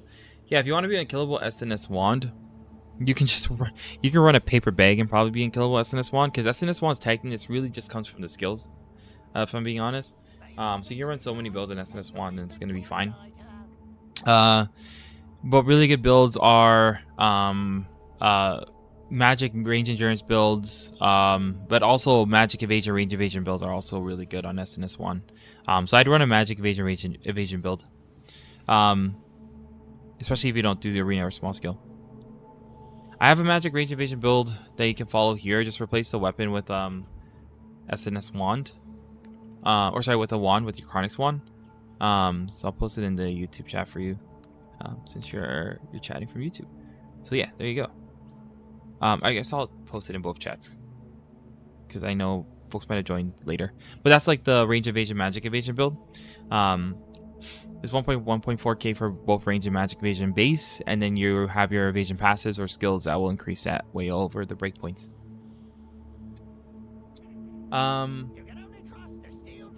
How much hits should a wand bow have at endgame? Quest log shows something like 800 hits. Is that right? Yeah, if you're running offensive abilities, take one, you want to have like just 700 to 800. So with hit food, you're able to reach that quite well. What if I can't get the excavator wand for strength? Could I go to the generals I've done before? You could do that, Tsunami. Yeah, if you wanted to do that, you could do that. Should make a one staff boss build. There is a one staff boss build dual kits. If you go to the one staff PVE guide on Master Roll, it's just titled full DPS is what I called it. I don't know why I did that, but yeah, it's just titled full DPS. I could change that to just say single target or something like that, a little bit more accurate, or just boss, because it's the only time you're really single targeting or want to have a whole build that's dedicated to single targeting for PVE. Yeah, thanks, Miss. Yeah, we came back to Lazland, but we came back as just one guild, so we're just doing a thing where it's just one guild per server, just so folks actually want to come out and fight. Yeah, I was thinking of making a healer, but not sure if I should go ball water or want staff. Could you tell me the difference between them and what you recommend? Yeah, bro, I actually have a new command for that. So if you do exclamation point healer overview, healer overview. Wait, that's the right command? What's the command? It's healer overview. Oh, I think it doesn't work when I do that sometimes, when I reply to someone and do a command. But if you just do healer overview, yeah, there you go. I have a really nice article that I'm quite proud of that like breakdowns all the different healer builds, including like the off-meta ones. I'm using one staff. I don't know one bow was better. Oh yeah, Chrissy, definitely read that article too. I definitely recommend you read the article, especially if you're new to the game. And it'll help you understand between one staff and one bow what you might like to do. Do you have a link for UI setup, or you can walk through what you've learned? Yeah, River, I do have a link to my UI setup. If you join the Healer Discord, it's in the announcements. Like it's actually the most recent pinned announcements. The most recent pinned message in announcements has my download for my UI setup. I have the download for wide screens and also 24-inch screens, like smaller screens. Are dots affected by crit damage? I know they can heavy attack, but not sure about critting. Yeah, dots are uniquely affected by crit damage. I don't think it's intended to be like that, but when your dot crits, it doesn't do max damage, which we know. But what happens is the crit damage that you have it's added into the dot damage, which is very weird, and I don't think it's supposed to work that way, but that's how it works. Use the mark target skill from Longbow for PvE bosses. The one that gives crit. Yes, that is the number one thing you should use Linko in PvE, especially against bosses. That is what makes you the most desired healer when it comes to dungeons, is that Deadly Marker's ability. Why use Unlucky Clock? You use Unlucky Clock because it increases all of your curses, right? So all the curses you apply on the bosses are increased by a total of 5 seconds. So that includes your Decaying Touch and includes your Touch of Despairs as well, right? And also even includes Time for Punishment. But it increases all of the curses duration, and that will increase the damage that explosion does because the timers of these are increased. And it increases the damage by like 2-3k with my current gear on bosses, which is way more than the old build.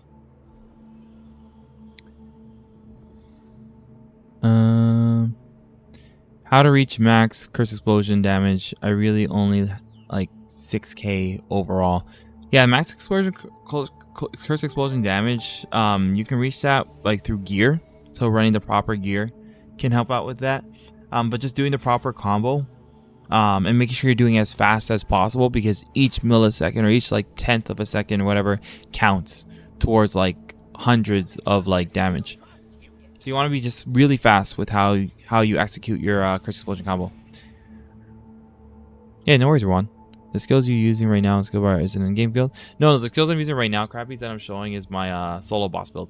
Like I use this for bosses. I checked Rustlaw build for range magic. What's the difference between build 1 and 2? Is there any mid-game gear progression I can refer as well? Yeah, there isn't much of a, or what was the difference between the two? Yeah, there wasn't really much of a difference between build 1 or 2. It's really just the hit. Like one has just a little bit more hit than the other. Yeah, there's not much of a difference, if I'm being honest. You can run either, doesn't matter. It's just like a little bit more hit with the left side. But you don't need to do that. A little bit more hit and a little less more like health. But yeah, you can just run the right side, or you can run the left side, depending on what you care more about when it comes to min-maxing. I saw myself as a healer in your guys. I felt so much. Yeah, no worries, miss. I'm glad they're helpful. Austin, the command only works right now on Twitch. I'm setting it up for YouTube. I tried to set it up for today's stream, but I clearly did it wrong. But enter that into your Discord. That's the code to join Healers TNL. That's the Discord vanity link. Hila, your content is great, but ended up rolling off Healer. Do you recommend something following for Sap Dagger builds? Hey, Rude. Oh, no worries, and thanks for the kudos. For Sap Dagger builds, no one that I know who publicly shares their build from my guild. I don't have anything to link you, unfortunately, but the Master one's also really good. So I look at that one and use it as like a base, and you can tweak it as you want to, as you like. But that one's a really good one too.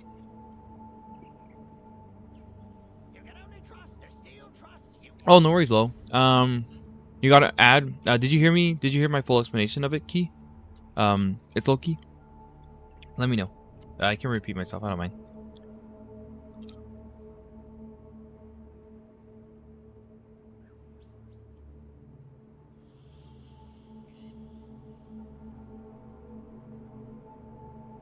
Hey, Naya. Yeah, I actually have in the Healer Discord. If you go to the FAQ, I actually have a whole thread that lists what increases healing. But really quickly, these are the stats that increase healing. Or effect healing, right? So your crit chance increases healing, or effect healing, because it allows you to do critical and higher chance of landing a critical heal. What else affects healing? Where is it? Heavy attack chance affects healing. Skill damage boost, as you mentioned, it affects healing. Also, your base damage affects the healing that you do. So the base damage of your wand affects the healing you do. So anything that increases base damage also will increase your healing. Any skills that increase skill damage boost also will increase your healing, right? Besides that, Stellarite increases healing, so keep that in mind. It's not obvious as you think, especially for new players. They don't realize that Stellarite actually increases your healing. So this Stellarite will increase your healing because it increases weapon damage, increases base damage. So that will increase your healing. I feel like I'm missing stuff. Oh, skill heal. Skill heal increases your healing. So the skill heal stat, where is that located again? Here on this side, I think. Is it here? Where is it? Excuse me. Oh, they call it healing. Okay, well this is called skill heal on KR, which they call it healing there. So healing, the stat, increases your healing as well. Incoming healing also increases your healing too. I think that's everything. I think I covered all of the stuff. Crit damage does not increase your healing, and bonus damage does not increase your healing.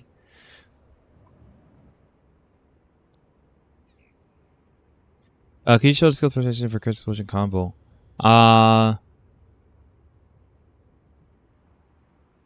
Do you mean like the solo AoE DPS combo? I'm assuming, because that's essentially the Curse Explosion combo. I'm assuming you mean that. Yeah. So if you go, oh, I think I wanted to remove something though.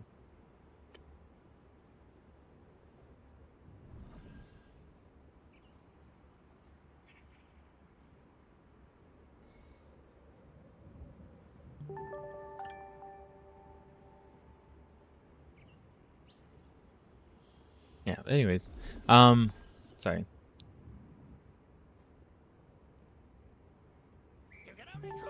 No, bonus damage does not increase healing, Sacred. If you go here and go to the solo AoE build, you can see the Curse Explosion combo specializations. Is it worth going for PvP gear if you don't play PvP very often?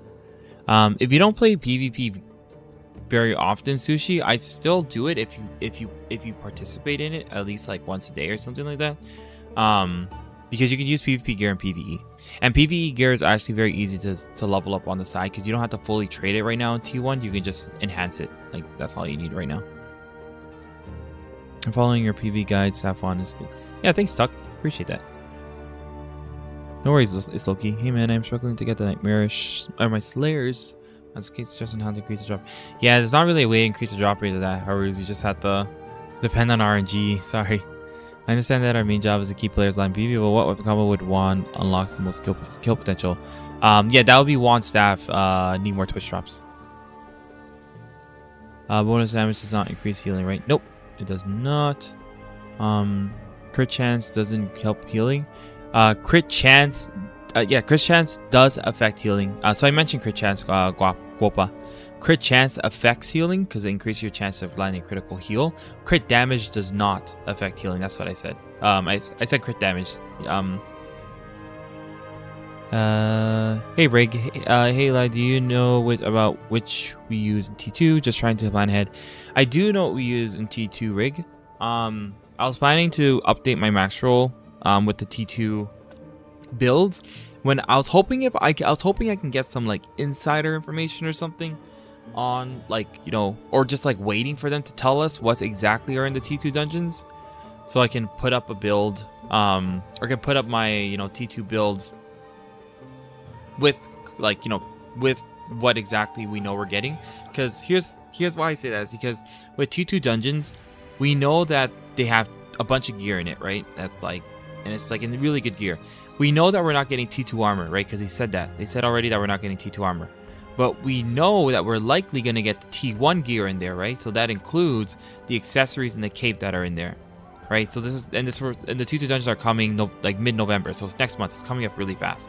So we know we're likely getting the T1 accessories and T1 cape in there, which is great.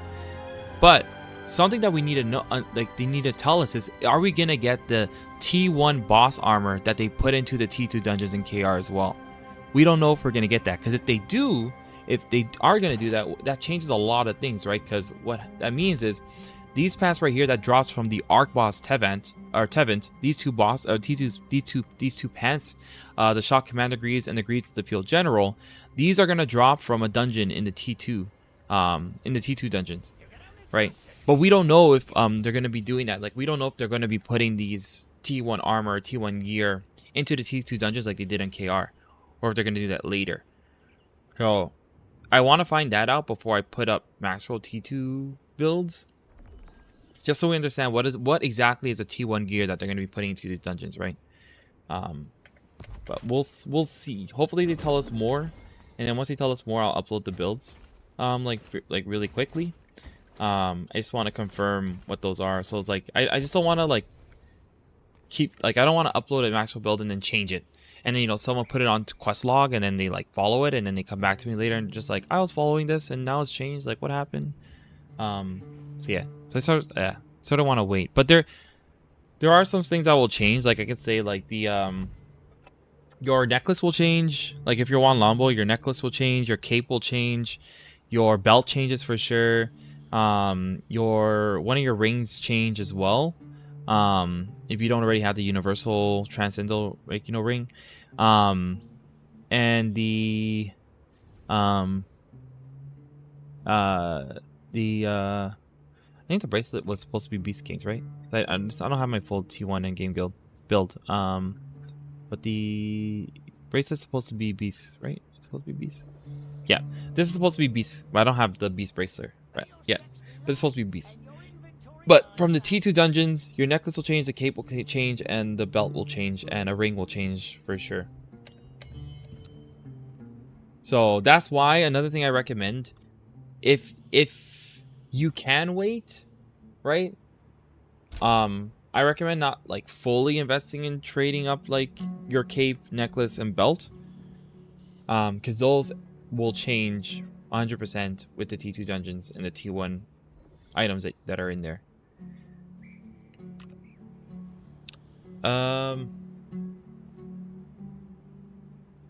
Having mana regen issues the further I get into the PvP build, is there a way to mitigate this, or maybe something I'm missing? Yeah, Alex, if you're having mana issues, there are two things you could do to help it, like, you know, help yourself there.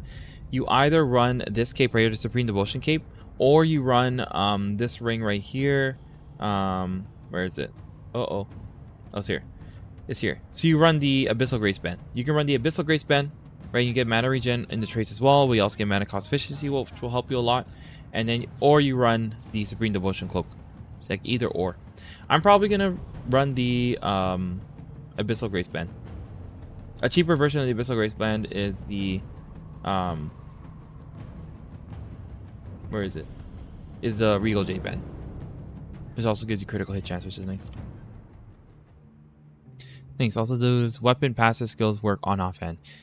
Yes, all weapon passes from both weapons will apply to both weapons. So the weapon passes from my longbow will apply to my wand abilities, and the weapon passes from my wand will apply to my longbow abilities.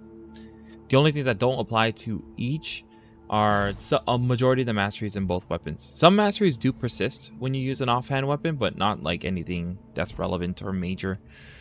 Can you show skills for PV build if you don't mind, of course? Yeah, I do have my skills for my PV, like my PV builds on my max roll crappies. So I definitely would just recommend taking a look at those so you can see all the different PV builds. Because there's a lot. Like, it's not just the two that I have on my bar right now. Like, I only have my boss one on my bar, and I have my dungeons one on my bar. Like, it's a modified version. Like, my endgame dungeon one looks like this. Like, it just has these skills on the bar. But if I'm pugging it, I'll normally put this heal in, so I can do the healing touch nature's blessing combo for when I need it with pugs. But yeah, there's like a couple other PV builds that I don't have the pages for, unfortunately, to have all of them on my bar. Hopefully they change that though, because it makes no sense to limit us to just 3 pages or even 6. We need like 15 pages or something.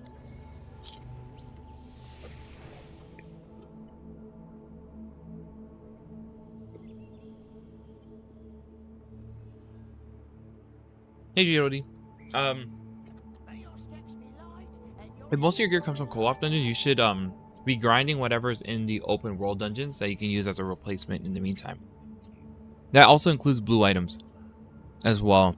So I don't know exactly what you're playing, but if you look at, for example, look at the different builds. Like if it's a Maxwell guy, like if it's one of my guys, look at the different builds, like the solo self-bound build and the one that's like with the field boss gear, and you can sort of see like the different options for things. But yeah, you can run blue gear or purple gear from open world dungeons in the meantime. So please live more often so we can ask something about the build or healing right away. Thank you. Oh yeah, no worries, Kevin. Yeah, I try to go live when I can. I went live on Monday, Tuesday earlier this week. Or did I go live Tuesday, or is that a lie? I'm pretty sure I went live Monday, Tuesday earlier this week. I couldn't go live on Wednesday. But I did go live today. And I don't think I can go live tomorrow because I won't be home tomorrow. But I will be live Saturday. And Saturday I will be live and I'll be streaming the Rift Wars that we're going to have against one of the guilds here. So it's going to be very exciting. I think we're going to go after the top guild on this server, most likely. But I think it's Fury. Someone on who's on Laslan in here? What's the top guild on this server? Is it Fury? So I think we're going to go after them and do a 1v1. So it should be really fun. And I will be streaming that as well. So you guys can look forward to that Saturday stream. I always ping in the healer Discord as well when I go live. But yeah, I know I take time to reply to things because there's just a lot to reply to. So I try to like I do on my streams. Like I like replying to everyone and not but it just like takes time to get to people, of course, because there's just a lot of messages. And then also I'm doing like my own things IRL or just like side things for the game, like making healer videos or stuff like that. So, but I do try. Like I actually have, I think I have like over 50 comments on my YouTube that I still need to get to, but I'm getting to them. Actually, I'm gonna try to get to them tomorrow because I have a day off tomorrow, which is cool. So I'm gonna probably try to get through all the comments I can tomorrow on Discord and YouTube. And I might go, well, in the evening I'm gonna leave, but we'll see. I might do like a stream before I leave, depending on how much time I have left. But I also want to release some PvP videos tomorrow as well, so I'm gonna try to get those uploaded. Yeah, I appreciate you all for watching and yeah, and just supporting the stream and just like, you know, asking some really good questions, because a lot of people learn from the questions that folks ask, including myself. I just remind myself of information that I didn't think about for a long time. What should I do when most of my build items? Oh, I already had that. Sorry.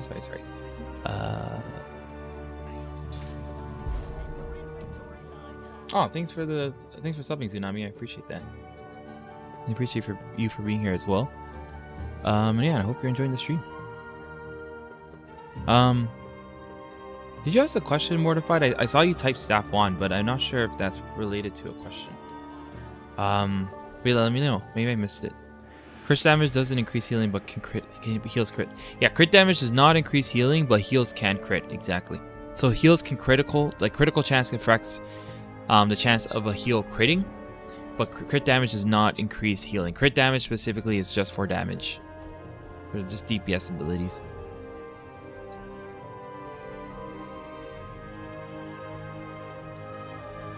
Yeah, to maximize the damage of Curse Explosion, you would normally do... So you have to run the Curse Specialization, because this gives you a 50% chance of a single use of Touch of Despair proccing twice, which is super helpful to save you time in PvP. So in PvP, if you want to do a Curse Explosion combo, you should open up with Touch of Despair, right? This is if you're stealthing in and doing the Curse Explosion combo, by the way. So you open up with Touch of Despair, you do Decaying Touch, Sleep, Spread, Explode. You do that really fast, right? Now, what you can also do if you think that you have the time to do this, or if you're really fast and you have like maybe good attack speed to do this, you do Touch of Despair into Decaying Touch, Touch of Despair into Time for Punishment, Decaying Touch, Sleep, Spread, and then you explode. So that's another thing you can do as well. But to save you time, you can also turn Time of Punishment to Enchanting Time. Right, so you put the specialization on. That way you don't have to incorporate this into your combo. It's something you'll have on you while stealth already. And yeah, so then you could just do Touch of Despair, Decaying Touch, Sleep, Spread, Explode. And ideally you want at least 2 stacks on the person that you hit. So you're hoping for RNG to help you out with that. But yeah. Or if your guild's already engaged and you just want to go in, like, you know, explosion combo, you can easily set up like 2 to 3 stacks of Touch of Despair before doing your whole combo and spreading and exploding while being safe, because you have your team around you to support you. When T2 is coming to global release, T2 dungeons are coming mid-November next month. It's not gonna have T2 armor in it. I'm an SNS Greatsword. I'm lost if I should stay Evasion or go Endurance. If you're SNS Greatsword, Evasion builds are really enjoyed by SNS Greatswords. So a lot of SNS Greatswords enjoy melee evasion, range evasion builds. I would rather do a melee evasion, range endurance build, but like I know a lot of Greatswords SNS don't like that, and I'm sure they have the reason. So melee evasion, range evasion works really well for them. If you're on a server with a lot of where it's predominantly magic and range, then do range evasion and magic evasion. That'll benefit you a lot more.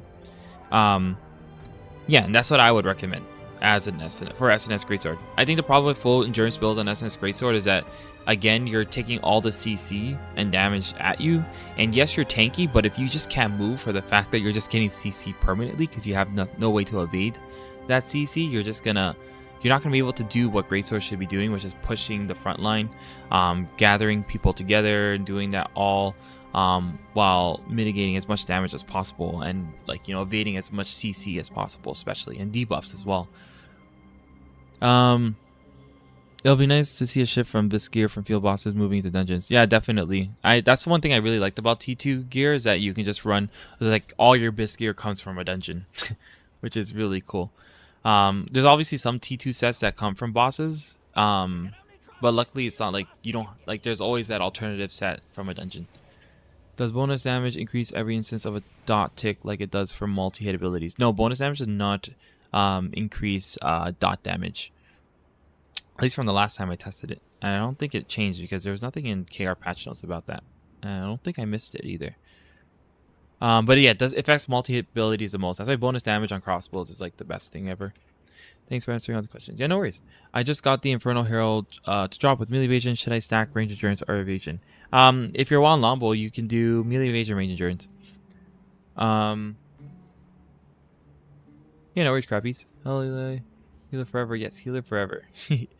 Thanks, Burke.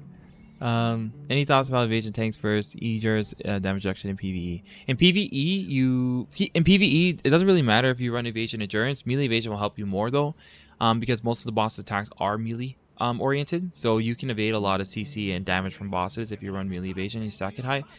You just obviously can't evade mechanics that are just guaranteed and they have to land, but for the most part, it is beneficial. In PvP, if you're a tank, like I said before, it depends on the server you're on. If you're on a server that's predominantly range of magic, range evasion, magic evasion will be a lot more helpful for you. If you're on a server that's like more melee dominated, you might like endurance damage reduction more, or melee evasion, range evasion more. So it just really depends on your server that you're on. Wand SNS can get away with like running a paper bag and they'll just feel unkillable, because like the Wand SNS synergy between the skills and the passes are just insane. So it doesn't really matter. But Greatsword SNS is where it matters more. Or Dagger S. Or Dagger SNS, you'd run range evasion, magic evasion. But yeah, Greatsword SNS, it matters more what you choose. Hail. I was thinking of running Lombo Sap. Do you think it's possible to support and heal? Not well. The problem with Lombo Sap and running it as like a support or healer or anything like that is what do you call it? Your heals just don't compare to an actual healer, because what makes the Lombo heal really strong as well is your healing passes that impact it, right? So your heals for Lombo Staff, if you're playing Lombo Staff and you're trying to be a healer, you're just gonna have really low heals. Like it's not, no one can rely on you. Is what I'm trying to say. That's why they're better played as a DPS, and they're one of the they're the strongest large scale DPS. How to find your healer Discord? Yeah, do !! healer Discord in Twitch, Daniel, and it will pop up. The vanity link is also healers TNL. Any tips on graphic settings and stabilizing FPS for better performance in the game? The FPS swings are crazy. Yeah, if you go to Dank RNG TCV Tang on YouTube, he actually made a really good video for optimizing FPS. I looked at that and I followed it a bit as well myself, and I thought it was really helpful. Yeah, I think it's low-key.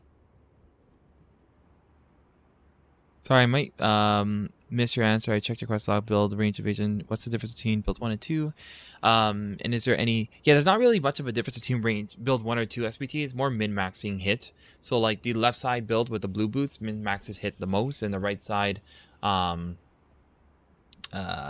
what was the benefit of the right side again? I forgot. The right side... Oops. Opened the wrong link. I'm getting a little tired here. But the right side... May your steps be light and your inventory lighter.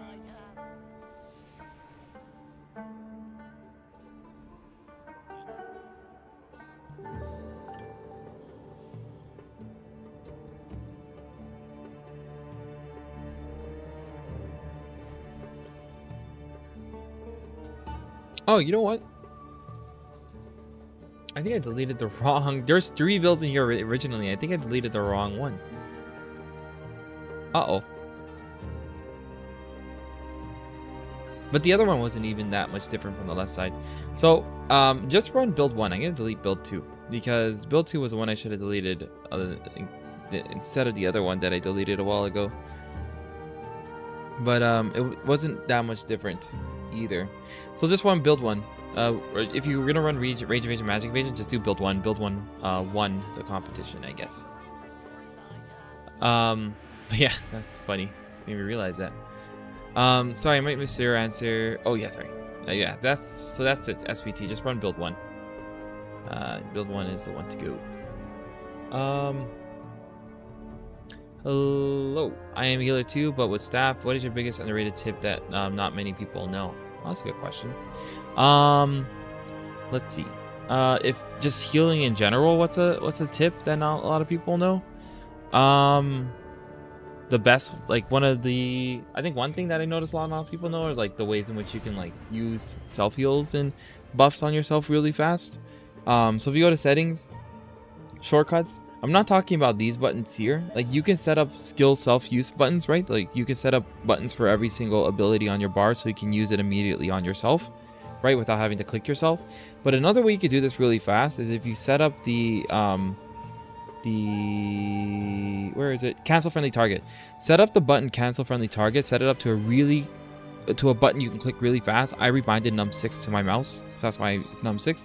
But set up to a button you can press really fast, and then go to gameplay controls and set up auto use non-targeted beneficial skills on yourself. So what this will do is you can now press that one button Oh, where are all my friends?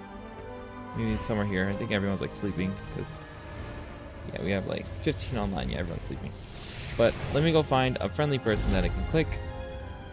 Where are they? Where are my friends? Here's one, Alex. Okay, so see how I have Alex selected here as my target, right? This is the person like I can heal, do all this stuff with, right? If I wanted to heal myself or use the ability myself right away without clicking on myself like this, which is so inconvenient, especially when it's like you're trying to move your camera at the same time and you want to use something on yourself and you don't want to like awkwardly like move your mouse to click here when you're trying to pay attention to what's going around you, right? You can just press that one keybind you set up. It drops Alex's name, and then you can immediately use any of your sort of support abilities, and it'll be used on yourself, right? So that's one thing. That's one tip I'd like want to provide that I notice a lot of people don't know about. And it also helps a lot of people because not everyone has a keyboard or a mouse that they can rebind to set up like a bunch of these keys like I have here, right?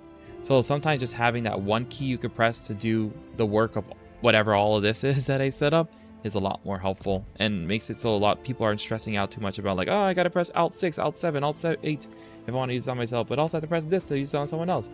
Like now you can just use one button to do anything you want on yourself. So the target group members without clicking, oh yeah, that's another thing that I noticed a lot of people realize. That one, what I do is so here, party shortcuts. Set up your party shortcuts 1 to 6. I set it up from 1, 2, 3, 4, 5, 6. I think it's the easiest to press. And that way you can select each person from your party from 1 to 6 super quickly and use an ability on them. I really advise people get used to that because clicking someone in your party menu can really just result in their death or your death.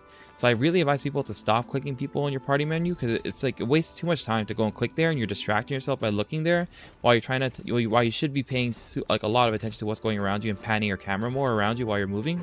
Like that's something I do. Like I do a lot of sub calls in my static, so I do that efficiently by being able to pan around always and being able to just like move my camera constantly. And the way I do that is having buttons that I can press to do everything else that I would normally do if I were to be clicking a lot. So I don't click at all, and I just always pan my camera around. I click people outside of my party if I want to heal people outside my party, right? But besides that, I'm using buttons for shortcuts for convenience. Yeah, so get used to panning your camera more so you can give information to your raid, your party. That's going to be super important because I always say the person who's going to see something first and the most, the person who's going to understand what's happening on the battlefield the most is a healer, right? Especially a backline healer because they're seeing everything in the front, right? Whereas with someone was like a tank, for example, is in the dirt, like in the enemy wall, they're only seeing what's in front of them, right? It's harder for them to see what's happening down here, or what's happening right here, or what's happening even behind them, right? Because they're in the front, right? Doing all the clumping and doing all the things. But a backline healer sees everything, right? And they also have more time to look behind them. So they can provide important messages to your static or your raid that other people can't do. So that's why it's important to always be like, panning your camera, and having those buttons that you can press for convenience to select party members quickly or yourself. So I think that's like 2 tips I'd give for healing in this game. Yeah, sorry, that was like a long explanation. Thanks for streams, keep up. Yeah, thanks, Tsunami. What's the amount of evasion needed to be considered good for T1? Yeah, for mid game it's 1,400 to 1,500 melee evasion, 1,700 melee evasion, 1,100 magic evasion. Oh, I have an ad break. Uh-oh.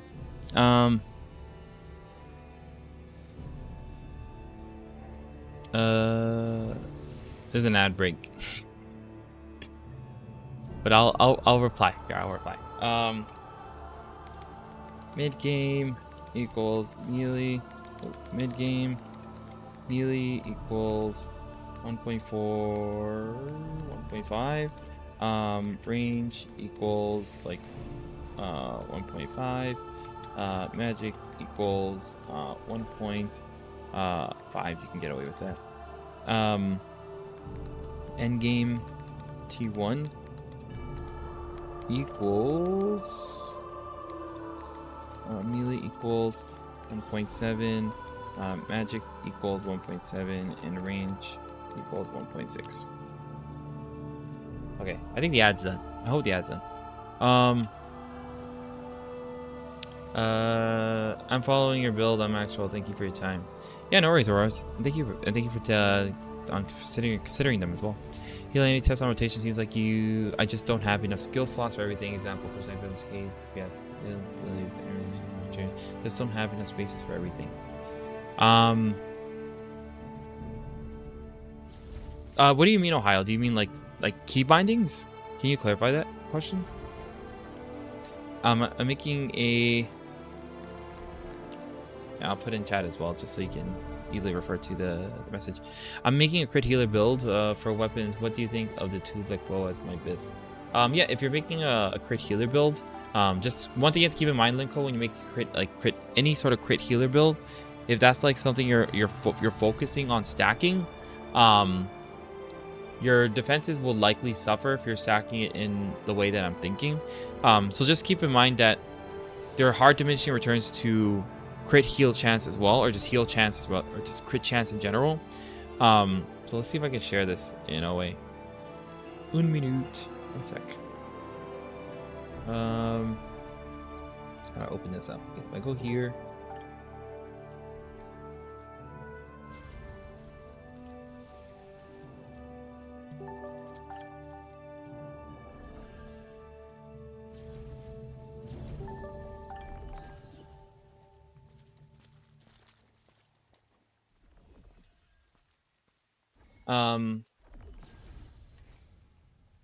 Here we go. Okay, let me share my browser really quickly and show you guys a graph. Here we go. Everyone see this? Does folks see this? Okay, I'm gonna zoom in. Okay, everyone see this? Right? Okay. Okay, I hope folks see this. I hope there's no ad too. I mean, there's like an ad. I don't want to go through this and there's like an ad. But this is the chart for diminishing returns for crit chance, right? So as you can see, once you approach 1,000 crit chance, you're already at 50%. So 1,000 crit chance translates or becomes, with diminishing returns, 50% chance of crits, right? As we all know that, right? Like if you get 1,000 crit chance, it doesn't mean it's 100% chance of crit. It's a 50% chance of crit, right? And you can see how the diminishing return continues to go. So even at 2,000 crit chance, you don't even reach 80% crit, right? You're like almost at 70. Like you're still in the 60s, because 70's here, right? So you're still in the 60s. Like that's how hard diminishing returns hits you after 1,000 with crit chance, and it's the same thing with hit, right? Or hit chance. So because of this, you just have to know when to stop, right? It's like that with all stats. Like you never want to full send a stat. That's why you never full send cooldown speed, because a similar cooldown speed has even worse. Cooldown speed has probably the worst diminishing returns in this game. But you never want to send full cooldown speed, because similarly, it has terrible diminishing returns. Even heavy attack chance has really bad diminishing returns. So you always want to know when to stop. So like for crit, it's always at like 1,000. So what this also means is that if you have a passive that also gives you crit, you factor that into this breakpoint, right? So Longbow, for example, they have a passive that gives them like 400, about 500 extra crit chance, right? The further someone is away from them, right? So you only really need like 400 like crit chance to reach 900 crit chance, right? Because 900 is a really good place to stop. Because as you can see here, 900 compared to 1,000, right? 1,050%, 900 is like 47%, right? So like, what's the difference of 3% crit chance? You might as well stop at 900, right? So I usually stop my crit chance at 900 or around 900, because like there's no difference really, not a major difference between 900 to 1,000. So with Longbow, because you got that passive that gives you about 500 crit chance, you only need about 400 crit chance. That's why my builds on my max roll have about like 300, 400 crit chance. I think one of them has 500, which is like a bonus. But that's all I need to reach 1,000 or 900, and that's good. You're in the good space, or good spot. Daggers, same thing. They have a crit chance passive. The only ones who don't are SNS and Staff of like the 4 meta builds right now. But the thing with Staff is they have 2-blick Staff. So 2-blick Staff becomes a good weapon to use for damaging, because the further away you are from your target, the more crit chance you get. That will stack on top of a base of like 400. So you only need a base of like 400, 500 crit chance, because that'll stack with your Tubelix staff to reach 1,000 very easily, or even over 1,000, because the Tubelix scaling for the crit is like really, really strong. So yeah, so just keep that in mind, so you don't overstack, and then whereas you could have like, you know, you could bring crit chance to a certain point and then build another stat, and you still reach the breakpoint for crit chance while also reaching a breakpoint for another offensive stat. The thing about Tubelix staff though is that I'm pretty sure Tubelix staff does not apply in the same way as Sniper Sense, where it increases your crit healing chance. But I don't 100% know the answer to that, because I haven't really tested that myself ever. But yeah, that was Linko who asked a question about his build. Why sleep in the combo? Only secure cards. No, the sleep in the combo CST just like guarantees a crit chance of the next usability, which will be your explosion. Eli, why did you want level most build different from your quest log? Because the quest log build and the master build should be the same. You might be looking at an old quest log link, because I know I have old quest log links that I never deleted. Sunsets, just to make sure you're looking at the right ones. What do you think of Dagger Wand? Is it great? If it's great, what should we build? If you're playing Dagger Wand, you should build range of evasion magic evasion dragon. You can use this range evasion magic evasion build. It also works for Dagger Wand really, really well. It's probably like the best for Dagger Wand healer specifically, not bomber, but like healer. So yeah, you can follow that. Switch it at the bottom. What does heavy attack do for healer Lambo? Heavy attack makes it so you can land a heavy attack or a heavy heal SKD. And what a heavy heal is it takes your heal and it multiplies it by 2. The color I used on my outfit. Oh, I think I just use white. I use customized white, and then I also use a pattern, because when you use a pattern, it becomes like a little, like the white is a lot more vibrant, so it makes it like a glowing effect. That's what I did to make it like glow like that.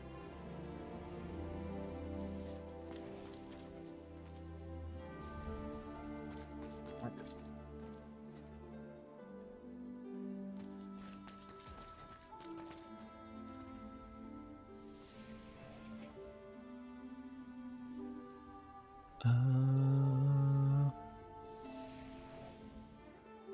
What's your idea of what gear we should have at the moment? I have all the blues from the PVE, melee, Evasion around 7 now. I need to set up my purple chest, which will take a while. Yeah, just S. John, don't stress too much about the purples. Just like level up your blues like you're doing right now, and trade up your blues like you have, and then slowly work towards those purple pieces. Prioritize the purple pieces that drop from open world dungeons first, because you'll get a lot more of those pieces a lot quicker, and then do your co-op dungeons pieces as you get them, and then sell things for Lucent, and then get your traits a lot more quicker as well that way. I feel like that most of the servers are not full of melees now, just because SNS, since it has kind of OP on KR. Yeah, no, I agree with you, Cirilla. Honestly, I see a lot of Greatsword. Yeah, there's definitely still a lot on servers. I think Lazlan has a lot more ranged magic that you notice in the large scale fights. Might have missed, but what is your skill priority order for alt as a full support build? I see many people going blitz, but I don't see how the second. It's yeah, Tsunami. It's I would do Fountain of Life first, and then you either are doing Blitz or Flashway first, depending on your preference. Or next, and then that's depending on your preference. The new Bis weapons T2. Yes, T2 has new Bis weapons, Quesum. So like you actually replace Excavator Wand and Aquarius Wand with something called an Overture Wand. If you're bombing, you replace it with the Nocturne Wand. The bombing becomes a lot more stronger in T2. So you replace that with the, but it comes, especially for Wand SNS, they become like really, really strong bombers. We use Nocturne Wand. The bow you replace with the Moonlight Bow, which is like an insane stat stick. It gives like 17 total stat points. It's crazy. What is the build one? Is there a link? Thank you. Yeah, there is a link. Right here. Here you go. Your contradiction. Is there a way of what setting do I change to remove my health bar from my party window? Yeah, there is a setting for that. If you go to settings, gameplay, I think it's character.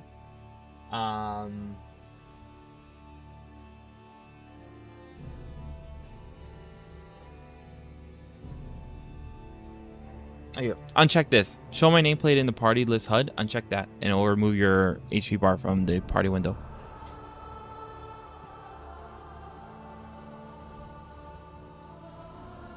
I'm building melee evasion range endurance rigs. Do you have issues with your HUD where the elements capture mouse clicks instead of where you're trying to place your skills, or is this a HUD layout issue? That sounds like a weird issue. I haven't had that issue before. Yeah, usually my AoE skills place at wherever I want them to place on the ground. It doesn't like snap to anything, or yeah, that's weird. You can also set up cast keybinds with just a modifier press. Yeah, you could do that, but I don't know if that's if you get in trouble with that, equals.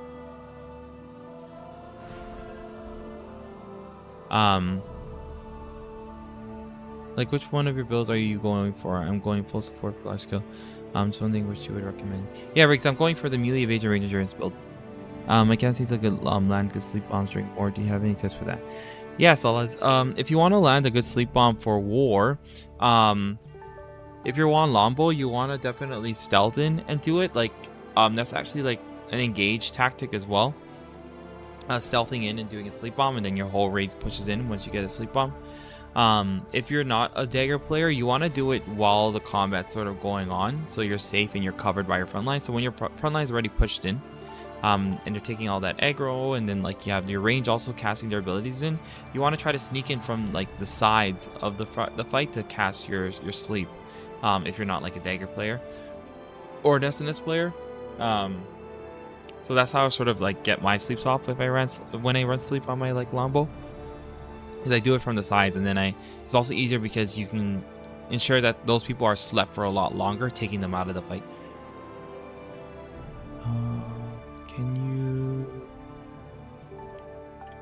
Can you see the same key go through the group members? Can you set the same key to go through the group members? No, there's nothing really to like cycle through group members. I wish there was, but no. I'm used to mouse overhealing mouse, so I can get you into the 160. Yeah, the mouse overhealing. I know there's some folks that are really used to the mouse overhealing because of games like WoW. But if it works for you, then 100%. You should use it because you're used to it already. Does S1 need hit chance, crit chance, chance of the tank? Yes, you do. You need hit chance to land your sleeps abilities and also your CC. And then you just need crit chance for like what crit chance does. How much melee endurance is good enough? Trying to plan out my build and having a hard time getting around 670 using all my purples is worth keeping blues for melee endurance. Yeah, the proper melee endurance that you want is 1100. Ideally 1300, but 1300 is easier to reach as a Lombo player, but without a Lombo you want at least like 1100. And then you also want over 2000 melee defense. Is a full 2000 melee defense or 2500 melee defense, or sorry, 2400 to 2500, because in between 2000 to 2400 is not there's like a weird like gap of like a small increases per 100, like a full back defender in soccer. Yeah, I guess so. Yeah, no worries, broccoli. For Sap 1, do you think it would be worth to build mana regen so you don't have to run inner peace, freeing up a skill slot? I don't know if that's worth it, because Staff 1 probably uses the most mana out of a lot of specs, because they have a lot more spamming abilities, especially if you run like lightning for some DPS. See, I don't know if it's worth doing that, Sager, because they just use so much mana. If it's something minor, don't think so, but I never... Are those evasion or endurance? Is what evasion or endurance? Iceman, I think I missed what you're responding to. For example, legs with perfect traits. Can I move it on to another? No, you cannot move traits over. You can only if you transfer one existing piece of a gear that has traits already in it to another, you will transfer over blessings only. Would you mind if I ask, do you have any link for recent build of a healer? Yeah, no worries, Viola. I do. I have all my builds on my max roll. So I definitely recommend checking those out. I'll just link you the wand longbow one for now.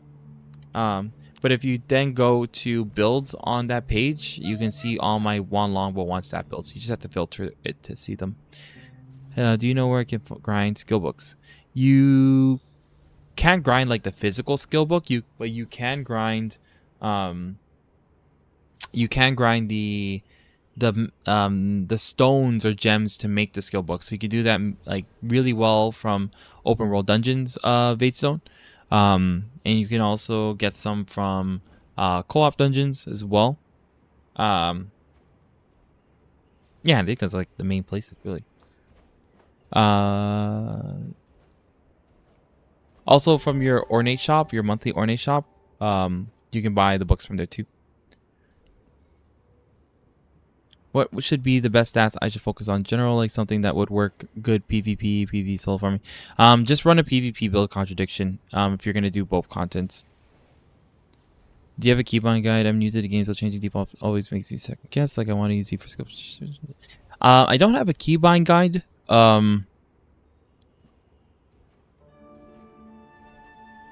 Yeah, I don't have a keybind guide. Yeah, I don't have one. Only because like I rebind buttons on my mouse, so I'm not sure how helpful it would be to put a keybind guide together. But yeah, sorry, Jordy, I don't have one.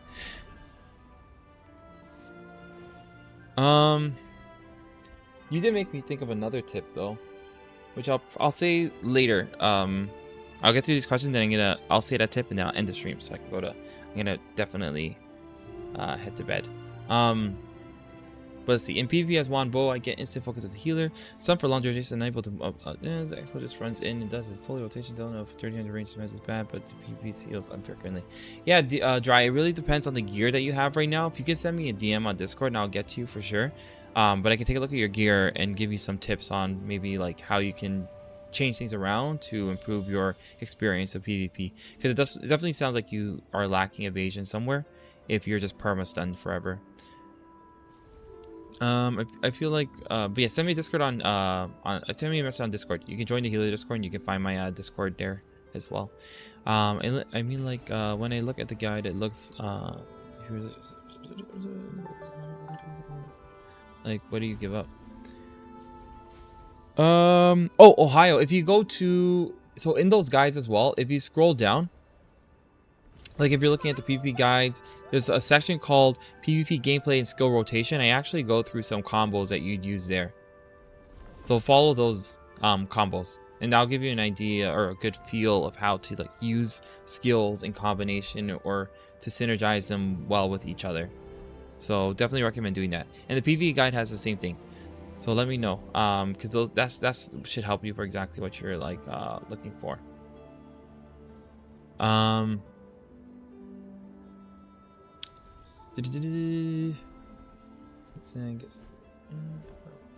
What kind of gear do you need to have in order to do T2 dungeons? Yeah, it's just T1 gear, Old Dragon. You just need T1 gear, all +9, and you can do T2 dungeons. You don't even need them all fully traded to do T2 dungeons. You just need T1 gear, all fully, or not. You don't need full T1 gear. Sorry, let me specify what I mean. So you just need T1 weapons, right? And you just need your armor all +9. And you can do T2 dungeons. There's a lot of people when T2 dungeons first came out that were doing it in like blue, purple, green gear. Like it was just, yeah, it was just everything was just maxed. And then like in terms of the enhancement levels, like you don't need your armor to be like crazy insane. All you need is your weapons to be purple and +9. That's what that's what you need. And you also need over 10k health, so you're going to want to put some points into strength if you don't have over 10k health. Preferably 11k health if you're like new to it and you don't know the mechanics.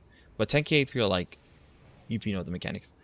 How much endurance is a good amount to aim for? Trying to plan my build and having a hard time finding purple gear. Because the thing with, also just going back to the question, the thing about the T2 dungeons is the mechanics, is knowing the mechanics. Like there's a lot of more complex mechanics compared to T1 dungeons. So you have to know how to do those mechanics to clear the dungeons. It's not about like killing the, there's no insane DPS checks. It's just doing the mechanics correctly so you don't full wipe. That takes a lot more coordination. How much endurance is a good amount to aim for? Trying to plan my build and having a hard time finding purple gear with melee. and that also gives me stats I need. Yeah, so for endurance, you want like 1100, 1300 melee endurance. You want 800 range endurance and 800 magic endurance. So those are like the breakpoints that you're looking for at end game. You also don't want to focus too much on the rarity of gear. The rarity of gear does not matter. Just in this game is all about the balancing of stats. So you want to balance your stats properly in order to reach those breakpoints that you need, and that will make you feel super tanky or do as much damage as you want to do. Obviously, you don't want to run full green gear and full blue gear. You just want you can have like one green piece in your piece of gear, and it won't affect your survivability. It will enhance it instead. You can have like 1 or 2 blue pieces as well, and it will just enhance your survivability. You just don't want like anything more than that, than those lower rarities. For armor, for purple for your weapons, it always should be epic. If I make one purple item, for example, legs with perfect traits, can I move it on another purple legs later? No, you cannot transfer traits. Man, I just hit 50. Do you recommend farming my PvP stuff or focus on PvE1? I recommend you doing PvP stuff first if you're gonna get involved in any sort of PvP in this game. Can you find the breakpoints for all this has somewhere like screenshot you provided with crit chance? I think I have the breakpoints in the Healer Discord, Luke, in the FAQ section. So if you take a look there, there should be something there. If not, I can just add one in there because I used to have one. I'm not sure if I deleted it and I just forgot to update like the new one there.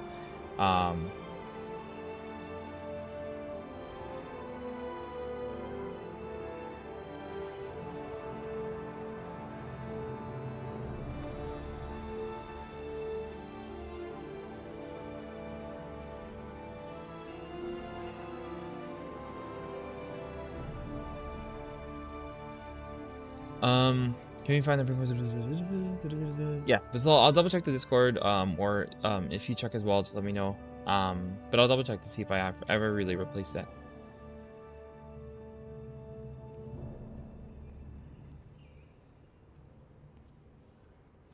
I hate that the purple can't be dyed. I know. I'm a toy check.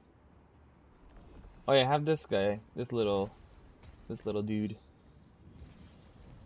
Oh, like we want to see what Amatoys I have? I have these Amatoys right now. I don't have many. I really want the Yeti. This is like my favorite one on KR actually was the where is it? Oh, is it here? Where's the shark? Oh, here it is. This is my favorite one that was on KR. This little shark dude. It's such a cool Amatoy.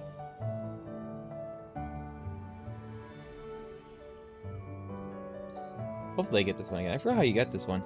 Oh, actually no. I think it's gonna be an event, isn't it? I saw somewhere and I can add or something like that.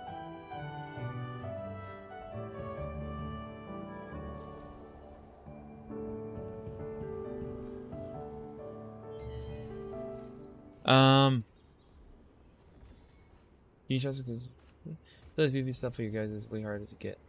No, I have solo self-found builds in my guides, Morgan, that are all very easy to get. They're also meant just for like solo players as well. Yeah. So I have builds that definitely have harder items, but there's also the solo self-found builds that are very easy, more attainable and accessible for all players. Is triple endurance worth it now on Lombo while on healer? I would not recommend triple endurance in T1 Wakanda. T2 is much better. What's a good build for a Juan Lombo to level up in open world dungeons, and what rotation would you use? I actually have a Juan Lombo leveling guide, Eviana. If you go to my max roll, I would use that to help you with your leveling experience. Just some general tips, especially what gear to choose and stuff like that, so you don't make any mistakes. Is Dagger Wand good in Arena? Dagger Wand in Arena is good. Yeah, it is good. It's like a wrap build. It can be really strong and very annoying if played correctly. Just has a higher skill ceiling is all. It's really nice for big fights, but you'll notice. Oh, they do a build mechanic in terms of swapping, so I do have to swap between weapons. Nope, you don't never have to swap between weapons, Rodder. You always keep the weapon out that gives you the best, that has the best defensive masteries. That's because masteries always apply to the weapon they belong to. So because that's how masteries work, you always should have the weapon out that gives you the best defensive masteries. Hey, I'm playing SNS Grace Server. I want to change to one staff or one bow. What would you suggest? If you're playing SNS Grace and want to swap to any of those, it depends what you're building. If you're building an endurance build, like a full endurance build, then one longbow would be your best bet to swap to. If you're building an evasion build, do one staff. If you're doing like a melee endurance mixed with evasion, you can do either or of those builds, and you'd feel great. Hey, is staff one any good, or recommend bow one? They're both really good. It just depends what you enjoy the most. Never. What I would recommend, I actually created an article just recently to help folks with these types of questions. If you do ! healer overview, I have a new article out that I think really is helpful in helping folks understand what each of the healer builds do really well in this game, and where they're sort of desired, and also just like the general gear pathing as well for each of them. Haley, in your full support build, you might have to do the command yourself because it doesn't. Yeah, thank you, Wicked. Or Wicco. Hela, in your full support build right now on the screen, I'm thinking of dropping additional health recovery on Healing Touch to get increased range on Clays of Lush and Invincible Wall. Do you think that trade-off is worth it? We're thinking about the full support build. I mean, I guess it depends. Like, do you have Tornado or not? But if you don't have Tornado, like, you can drop the cooldown on Purifying Touch, right? Because realistically, when you can... Well, I'm gonna snooze this ad. So when it comes to Purifying Touch, realistically, when you can use Purifying Touch again, like, the fight's done, right? Or you could actually have waited the whole cooldown duration. So I would remove from Purifying Touch first. That way you don't have to remove the additional health recovery from Healing Touch. So you remove from Purifying Touch first and see if that's enough points. Like, if that's all the points you need.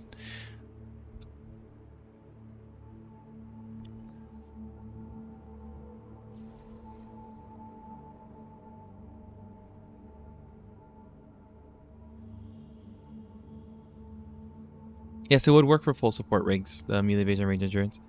Recently resold for them was blue endgame build. I don't have my own SNS1 PvP build, Enzo, but I did check out the ones on the max roll. Like, I reviewed those like gear builds, and also some other KR SNS1 vets reviewed it, and they are pretty good. So you can follow that. If you want to follow a range evasion magic evasion build, I do have a quest log for that. So this is my like range evasion magic evasion build, and you just have to replace the staff with Carnic Shield. But like, yeah, that's like something alternatively that you can run. How come the Dagger's Bomb build doesn't need a melee evasion? Also, the link you sent doesn't show any endurance attributes. You mean the quest log link? The quest log link was just a range evasion magic evasion build. The dagger wand build, if you're looking for a dagger wand build, you can run a melee evasion build on it, like a melee evasion range evasion build on it. But in terms of large skill, and especially if you're sleep bombing, you would benefit a lot from a range evasion magic evasion build on a server that has a lot more of those going on. But if you're on a server that is just melee dominated, you can run a melee evasion range evasion build dragon. And I have one of those on my go to the wand staff builds on my max roll, the ones that I made. So go to the wand staff PvP build on max roll, and then the endgame build, you can use that and just adjust it, like just change the staff to a dagger, because that is a melee evasion range evasion build. What's your gear at the moment? I'm having trouble getting best items now. It feels like I'm heavily gated. Yeah, I'm running melee evasion range endurance. So a lot of the items are a lot easier to obtain, so this is my gear right now.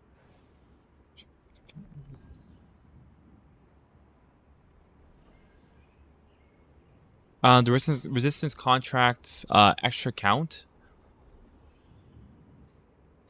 I'm not sure what you're talking about, Knight. Can you expand a bit on that question? It's also very valuable. If you defend the Bunso with not a lot of room, you might not need the range. Yeah, exactly. So like what we did on KR, most players, majority of players, or pretty much all players on KR, we had a melee evasion or melee endurance and X build, and a range and magic X build. So that's what we did on KR. So it's something that like I would likely do here too, because there's just so many instances where one build will be beneficial over the other depending on the boon zone you are in, or the rift zone you're fighting in, or if you're doing siege, if you're doing small scale, if you're doing arena, who you're fighting. Like, it's just helpful to have build swaps. It's not something obviously you need to do now. It's also it's not something that's necessary in T1. It's something that just happens more organically with T2 gear, because like I said before, T2 gear becomes so much easier to obtain because they make it so easy to obtain T2 gear from dungeons, which is amazing and great, is what we want, right? But yeah, so it's more popular in T2 gear. Something I would not recommend in T1 gear. That's just overkill, and you're gonna regret it when like T2 gear comes out and you're just like, oh well, this is so much easier to gear up. I just wasted so much lucent and whatever solent on these separate T1 sets. So just wait for T2 gear to do that. But right now I run melee evasion range insurance. Yeah, you can add me in game, miss. No worries. Does healer need crit on dex? You don't necessarily need the crit from dex. If you can get it, you can get it, and it's helpful. But most builds don't need it. I feel overall that trait, because you have high crit naturally. Either it's through a weapon that's helping them get it, or through a passive that's helping them get it. I feel overall that trait on healing touch is not good, since it doesn't heal a lot. Even 30 seconds, you can't control when it heals. The heal on the healing touch is really good, especially in T2. Like in T2 gear, that burst heal for me heals for like 2.5 to 3k, right? T1 is obviously not the same, but T1 it can heal 1.5 to 2k. At 3 stacks with proper healing buffs. But yes, that's I keep it because like a lot of times it saves a lot of my static mates, especially in T2 gear when it starts healing for like 2.5 to 3k, which is like, you know, for those insane amounts. But yeah, that's generally why I keep it on, and I would rather just remove the cooldown from Purifying Touch, because I hardly get to use a Purifying Touch twice within an engagement. It's always either you're going in and then you're going out, or you're going in and you wipe them, or they wiped you. Like, the fights are a lot more fast paced to allow for a double Purifying Touch usually. So I would just remove I removed the cooldown from that instead, but obviously kept the healing touch on it because it's just an additional healing touch.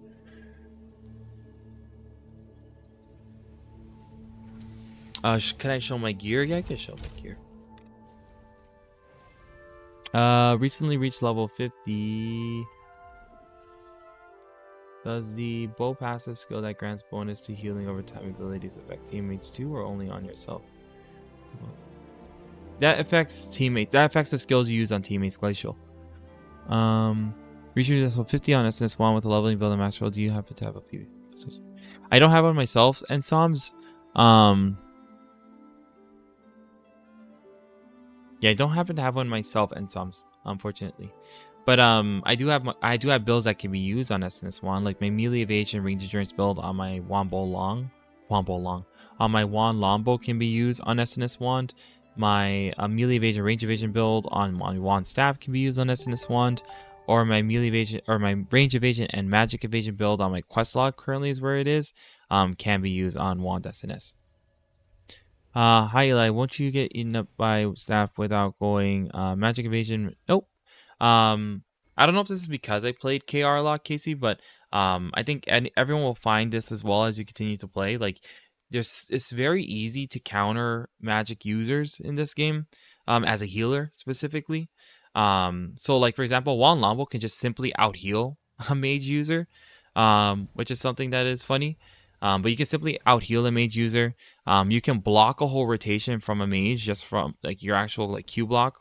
You can actually block a whole rotation from a mage, and it's once you understand when to put up your block to do that, you'll find how easy it is to fight them. Something I also do if it's like a small scale arena, I just sleep them instantly. So I either sleep them, or I'll use a tornado on them, or I'd snare them and then set it up so it's easy for the melee or whoever in my party to just wipe them. Or I use deadly marker on them as well to make it easier just to blow them up, even though they use victorious energy.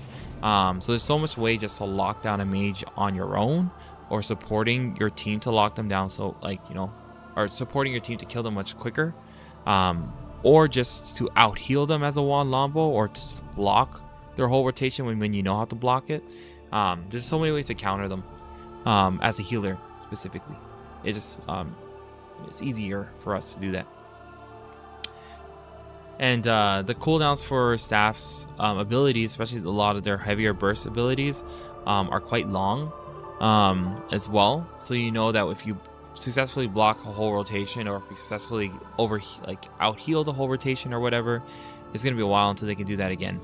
Yeah, and everything is just so telegraphed from them. Like their charged firebomb, for example, like they charge that up for like, it seems like a million years. You can see it coming from a mile away, and you just block that whole nuke. So yeah, it's the same experience on KR, and it's like the same thing here too. By the way, why are you main handing one? Usually I saw everyone main handing bow. I'm not main handing one. Oh, I just had that out right now. It's probably like accidentally clicked the button or something like that. But I main hand bow. How do people sell full items on the auction house and not lithograph? If you craft a lithograph Soroka, it can sometimes get a great success, and then you can sell that great success item on the auction house. So that's how people are doing that. Hope you're doing well. Do you mind dropping your HUD file? I like it.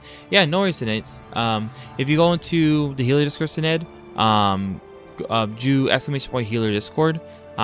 It's the most recent pinned announcement. So the most recent pinned announcement in the healer Discord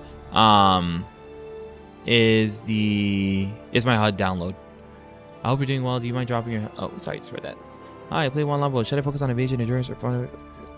Yeah, it's up to you. I play melee evasion range endurance, Min. So I play melee evasion range endurance. The thing with the endurance build is that you want it to be fully traded for it to be very, very strong.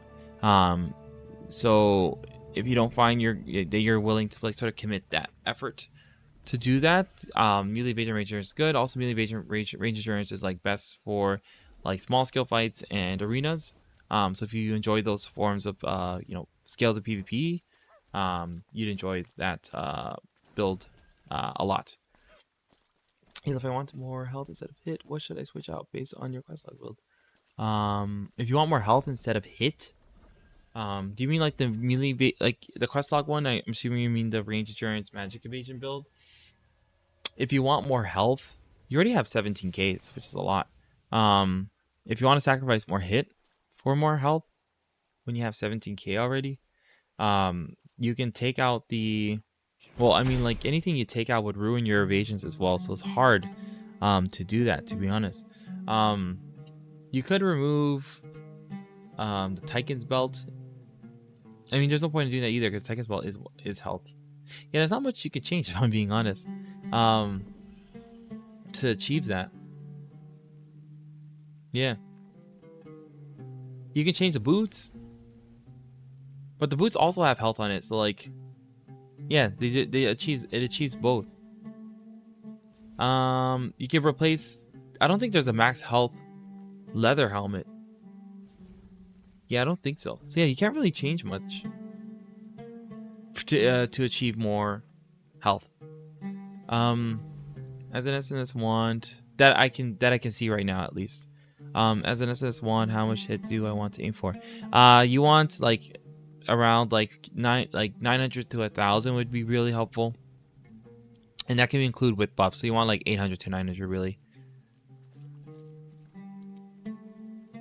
Does all T1 gear get replaced with T2 every slot? Yes, Casey. Well, not really. For DPS no, but for healers, yes. For healers, all T1 gear gets replaced by T2. But it's a lot easier to get T2 gear, like super easy. So many drops. It is the first. You get like multiple epic pieces in a dungeon for T2. Like you get multiple epic T2 pieces.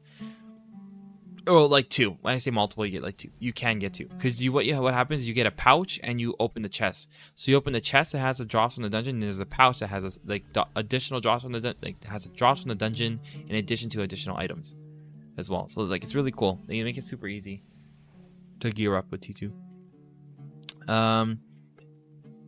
The Yeti's from the small paid package. Oh, the Yeti from the small paid package? Do I have to swipe for a package? Shop. Scroll down. Oh, it is. Oh, they did. You know what, though? this is actually more worth it than how you got it on KR. Because on KR, like you guys don't understand how pay to win KR is. Well, not pay to win, but like how many swipey things there is. I mean, it is pay to win, but like how many swipey things are on KR. On KR, if you wanted to get this Yeti, they force you to buy 2 of the summer outfits or like 3 of the summer weapons in order to get these tokens that you get from buying those like items to then trade in for the Yeti. So like you're spending like way more than $26 to do that, or not way more, but you're spending more than $26 to do that. Like it was just so annoying to do that. But I mean, you're still paying to get this Yeti. I want this Yeti. I'll think about it. That was like my favorite one on KR. I didn't get it either on KR. I just liked looking at it because it was like a really cool like anime toy. You posted the new skins pick yesterday, but do you know if the skins available in the EU server? They said that we're gonna get those skins for global, so if they keep their promise, we should be seeing them this month. I'm new to the game and I like to play healer in any games I play, and I saw your videos. Just want to say keep it up. Yeah, thanks, Petra. Thanks, Meta. I appreciate that. Yes, this is live and Sums. I'm reading the chat and catching up on the chat. There's lots of questions. Some questions require longer answers, so like it delays my responses to other questions. But I'm getting to everyone's questions. I never miss one, and if I do, I always apologize and get back to it. I recently reached level 50 on SNS1 with a leveling build on Maxwell. Do you happen to have a PvP builder for SNS1 blue to endgame build? I don't, and Sums. I think I already answered that question. I don't have a blue to endgame SNS1 build. But a lot of my builds can be used for SNS1. Hello, I play Bowand on EU server. I hear good you prefer Evasion in tier 1. Bowand can be good in solo PvP. That is probably the best thing you can use in solo PvP, Victor. Melee Evasion range endurance for the Wan Lambo. Hi. What epic armor do you play in T1? I play Melee Evasion range endurance build, Dennis. No problem with me following your guys, and I'm actually wondering what was the difference.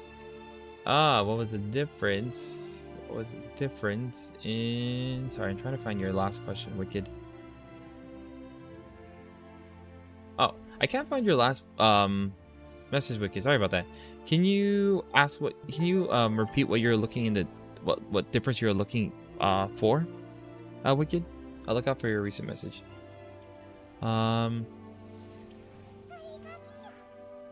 Yes, Staff Wand can be ranged magic. You would use a ranged magic evasion build on my quest log, Pally. I linked it. Let me know if you saw the link for that. What do you mean by new server height? Did they release? No. We transferred to a server, but we transferred alone brought. So we didn't like transfer with alliance. We're like one guild versus like over 100 people. So we're like 30 people, 40 people for online at the same time.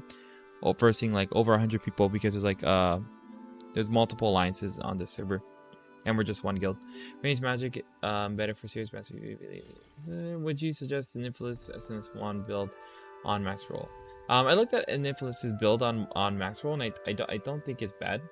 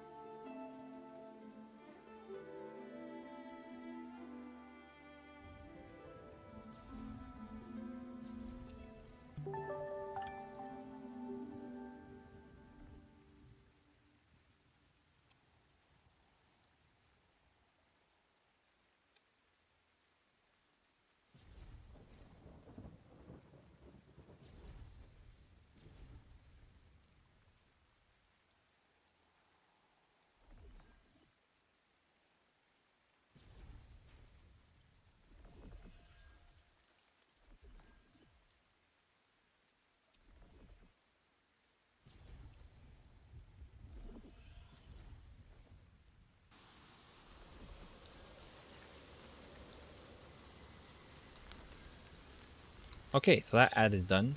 Sorry, when the ad goes, I try to pause and just type in chat to like questions I see, just so folks don't miss anything. Which is just Nymphless SNS wand build on max roll. I think SNS wand build from Nymphless is good to follow. Yeah. In T2, what do you plan to run? In T2, the only thing that I'm replacing, so I don't like it. All depends on what's going to be in the T2 dungeons. Wakanda. So for sure, there's going to probably be T2-1 accessories and T1 cape. So I'm going to be replacing my cape, my necklace, my I don't have my T1 bracers yet. I need to get those. I'm supposed to run the Beast King bracers, but the necklace, the cape, and my belt and a ring are probably what I'm going to replace with the T2 dungeon, T1 accessories, and T1 cape. We'll see what else they are going to include in there. We don't know. No worries, Shida. Is perception not important? Perception is important if you're running a lot of offensive builds, Joe. Offensive abilities, Joe. So if you're running a full support build like I normally do in PvP, like this is my build, there's no ability like this is a support ability, that's support ability, that's support ability, that's support, that's support, that's support, that's support, that's support, that's support, this ability, reset ability, right, blitz, this support ability, right? So every single skill on my bar is not like an offensive ability, so I don't need hit for this kind of bar. The only thing I have is tornado, and tornado is a multi-hit ability, and with multi-hit abilities they're usually always hitting multiple people because there's just multiple hits occur to that individual, more chances for it landing, and it usually just lands a lot. So that's why tornado is there. Other than that, everything else is something that is used on either myself or teammate, and you do not need hit for those support abilities because they're always going to land. Does the bow pass a skill that grants bonus to healing over time abilities affect teammates? Yes, it also impacts your heals used on teammates. Dagger wand meta at all, or even worth building. Yeah, Dagger wand is really, really strong. They're also really strong as bombers. They're also really strong as support healers. Is there a way that I can do 1v1s with wand bow like 1v1s or so? Not really. If you go into my my wand longbow PvP build, Ezekiel, on my max roll, I do have a 1v1 build that is just for fun. Mind you, it's just for fun. I'm not saying it's competitive build or not to be used for competitive fights or stuff like that, but it is a really, really fun build, and you can actually kill a lot of people easily with it because of the sleep cheese. But yeah, like there's a build there for that to have fun with in like events and stuff like that if you want to play solo. I don't play action, I play classic exile.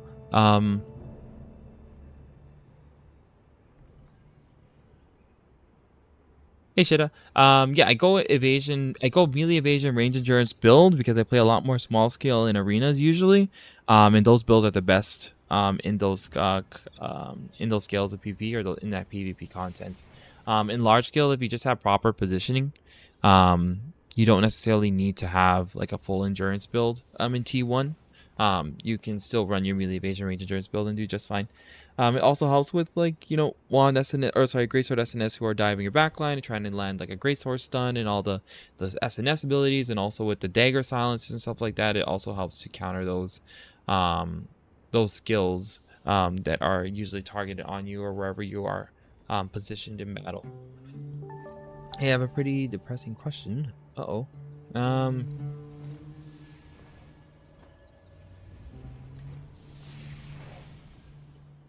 I find myself feeling like healer hasn't gotten enough healing skills, and I can't keep a party alive when I'm the only player in it. I don't know if you've gotten given a guide about it. Well, could you give me a skill or teach to heal and actually be helpful instead of just looking at the screen when I have every skill on cooldown? Yeah. Normally, we run 2 healers in our parties, Grell, and that was like a common thing also in KR. Like, there's usually just 2 wands in a party always. It never really was like. Or not never really was, but like where we are now in KR, it isn't common to see like, oh, this is one party and you're healing this entire party. It's usually just 2 wands in a party, or a greatsword SNS who's running blood devotion, and they can actually tank all the damage that a party receives. So it's either one of those things. But yeah, usually right now in T1 it would be 2 healers in a party. And then eventually when greatsword SNSs get really, really tanky, they can do the blood devotion, and they take like 70% of the damage everyone in the party takes for like a long period of time, like over 10 seconds. And that helps a lot with damage mitigation. Yeah. So it's just like it's just an early game thing. Like it should be 2 healers in a party, and then eventually it's 1 healer when the tanks, Greatsword SNSs, can actually tank the damage from everyone in a party with that Blood Devotion skill. Do you hotkeys your party or click on? I do hotkeys for parties. Exile. Have you tried Paladin and find the class hard to build? Wand Greatsword. I played Wand Greatsword a bit on KR before I left and just like did global more. Focus on global. I also had a lot of guildies on KR, or not a lot. When I say a lot, I mean like 5 of them who are building it and actually investing in the build. Yeah, it's a really, really strong build. I think it's a lot stronger with like, you know, I think it's a lot stronger with T2 gear. I'm gonna test it out actually once I finish my T1 endgame build. I'm gonna build a greatsword separately and probably play it a lot in the wars here on global, and I'll stream it as well. Now I just feel like I committed to that, so I'm gonna have to do it. I'm finding hard to build endurance on blues. Yeah, well, I also you read the message. Am I really invested in endurance build? Should I keep going or change to?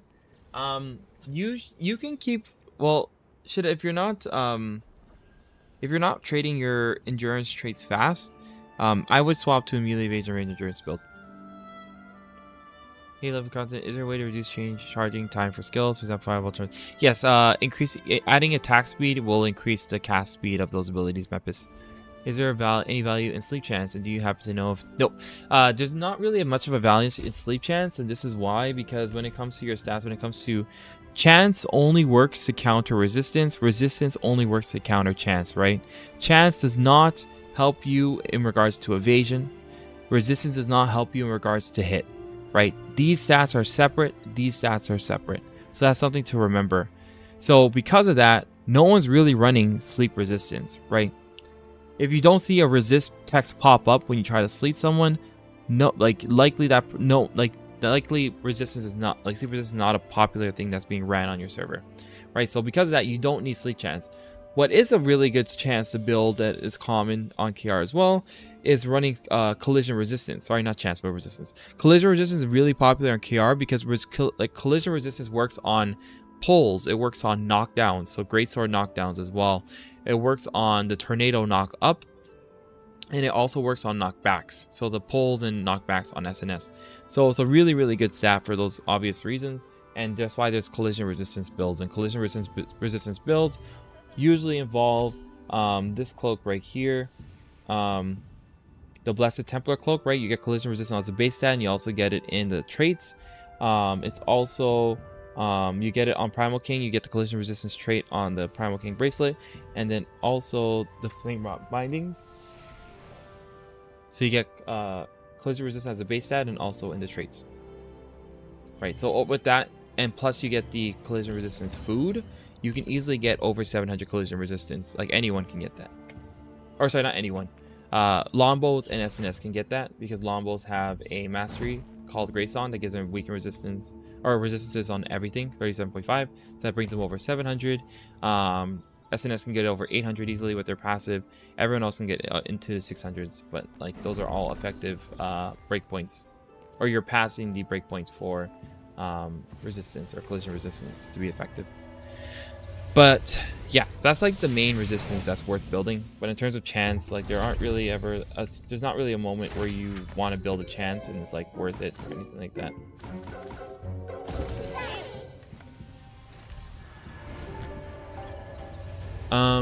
It's also regen good trait. Nope, it is not a good trait. How does weaken chance to stat affect debuffs in PvE at all? No, it does not in PvE. Mobs don't resist in PvE. Heal in your maximum guide. Notice you use flame rock bindings as well. Is there any way you use this over Butcher's belt? Is there a DR on Butcher's not belt? Yeah, you should use flame rock belt if you're building an endurance build. DR is not a good stat to build unless you're a tank, by the way. I have a video explaining that. Damage reduction is a 1-to-1. It's the summary of that video. So 1 damage reduction equals to 1 damage. So if someone deals 12 damage to you and you have 2 damage reduction, you will subtract 2 damage from that 12 damage. If someone does 2002 damage to you, right, and you have 2 damage reduction, you will subtract 2 from that 2002 damage. So you can already see how DR is not a good stat unless you're an SNS and you can stack it really high, because the SNS block gives you damage reduction, right? So the SNS block here gives you damage reduction while blocking. You also get Fortress, so you can stack damage reduction to over like 300. So like 300 is actually more of a noticeable number, especially against multi-hit classes like Crossbow. You can reduce their hits to like 0. You can get it really high, like even 400 I think it is. But everyone else, they can't really do that in the way that SNS can. So DR is like a stat that's really just for SNS. Eli, is there a juicy damage heal build for one bow? Dungeons and small skill. Yeah, I have all my Juan Lombo builds on my max roll, including the ones that are more DPS oriented. So I definitely recommend taking a look at those. You can see them in a little bit more detail. Hey King, my next character is going to be called Beachgoer. That's a funny name. Okay, so half staff 1 and game build. Let's check it out. Max roll. Let's just see. Yeah, no worries. Is the purple daggers what we should use, by the way? The purple dagger just uses the Aquarius daggers. You can also use grieving for PvP, but those are like your 2 options. How do you trade your plate armor resistance? Apparently, miles outside of those have like a negative percentage. Yeah, I the way I traded my stuff is just selling stuff shitta. So like you can see here, I just like sold a bunch of stuff. Like this one was 5,000. I sold my even Greaves. I sold this belt for 20k. And then I sold a bunch of stuff, and I just like took the with the lucid I made, I just traded a bunch of stuff, including that chest piece. Okay, I'm gonna go to sleep, folks, soon. So slow the questions, please. Thank you for following. This rare neck from the boars doesn't exist. I know it's a really hard drop to get.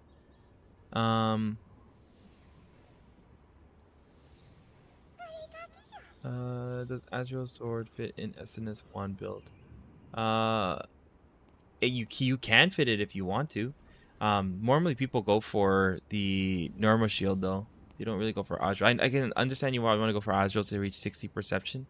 I don't think that's a bad idea. Oh sorry, Azrael. No. Azrael's the perception one, right? Yeah, so yeah, Azrael. I know some people try to do Azrael shield to reach 60 perception. But normal is the more popular one because it has like a higher shield block chance.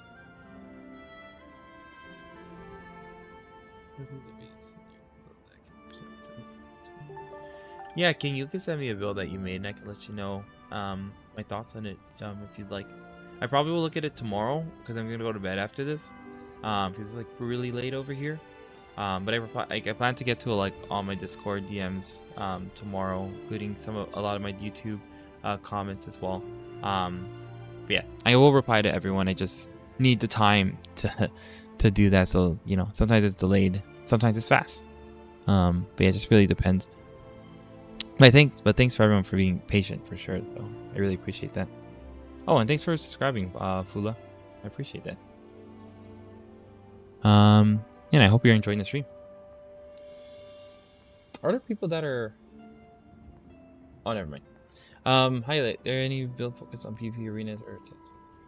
Yeah, the melee evasion range endurance builds are really good for arenas, Jonathan. I have them on my Juan Lombo. For one staff, you can use the same build as well. Seems like I can't find that staff on range. No, you're not. I don't have it on. I guess I just didn't really pin it anywhere. Yeah, I can put it in the chat, Falzi. What happened to Amos? Yeah, we went off of Amos Falcon because no one wanted to fight. So yeah, no one wanted to fight on Amos. So we are just splitting up the guilds into different servers. So people will want to fight us if we're not like, you know, together. Is what we realized. So we like messaged a bunch of guild leaders on different servers and then told them the plan that we had, which is like, you know, if we come there with just one guild and we put them in different servers, will you guys like fight us and blah blah blah blah. And like most people said yes, so that's what we're doing. We're on Lazlan, so Ephraim Gold's on Lazlan. We have other guilds on different servers. We left one on Amos. There should be 1 or 2 on Amos still, but those are like the newer guilds, like in terms of like people who are new to the game. So there's no veterans in those guilds. So it's like they're having really fun fights, equal fights with Excelsior. But yeah, that's like essentially what happened. I'm really invested on endurance. Oh, sorry, I already read that. I see. It's a 2.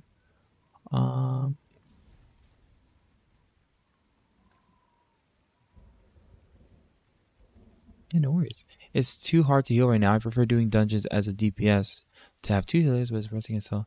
Oh no, Leandro, yeah, it definitely will take some time to get used to the healing. I do have a video that I just put up on my YouTube like 2 days ago. Healing early game dungeons. Like that was me healing in like just 2 purple weapons, and all my gear was like green and blue. Sorry, except for my chest piece. But everyone else healing were like newer players. So like you can watch that video to see how I keep newer players alive in dungeons. Like that was a dungeon with like a gear score entry of I think was like 1800 or 1600, so it was like very low. Or like, you know, it's like more along the lines of what a new player would be at right now, especially on the October 1st servers. So you can see how I kept them alive, and that could possibly be helpful. Do you play evasion endurance on healer? I play melee evasion range endurance, Farshad. Does hit chance matter in PvE? It matters if you run a lot of offensive abilities. You should have higher hit. Like you want around like if you like 700 to 900 hit. If you're like wand SNS, wand dagger, you should have like 800 to 900 hit before food buffs. What do you think about maxing defense instead of endurance? Like that doesn't make too much sense, FPT. To have a proper endurance build, you have to have a proper high. So endurance builds only work if you have high defense, high max health, right? So to have a good endurance build, you need to have high defenses. So you need, like, for example, 1100 melee endurance, and at the same time over 2000 melee defense is what you want. So 2000 melee defense or 2500 melee defense, because in between that there is like not much of a difference. It's like there's weird spikes in the damage mitigation when you hit 500.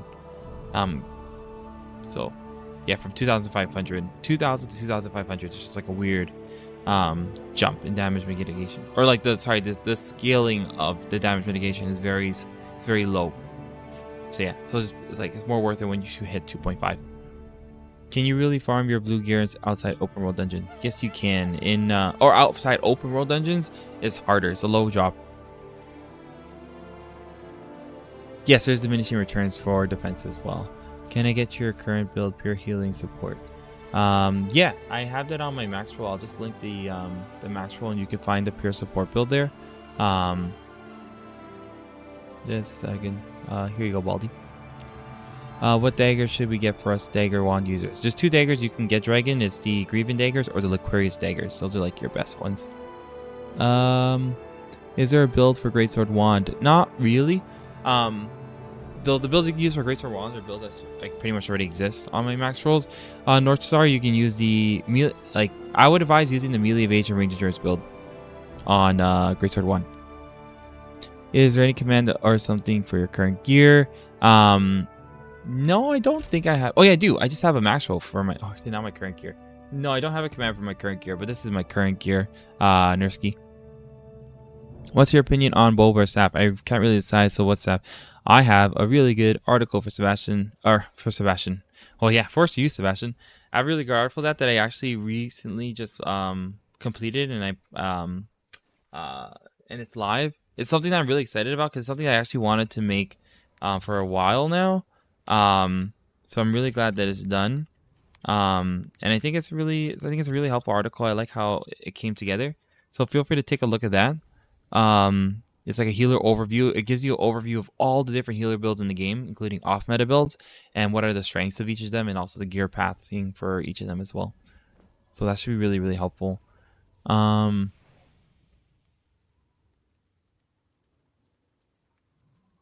Yeah, so and that includes my opinions on all the healer builds as well.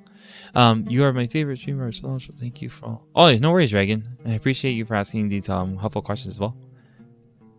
Yeah, no worries, girl. Any content you would recommend for Saffron Arena? I need to learn what to do.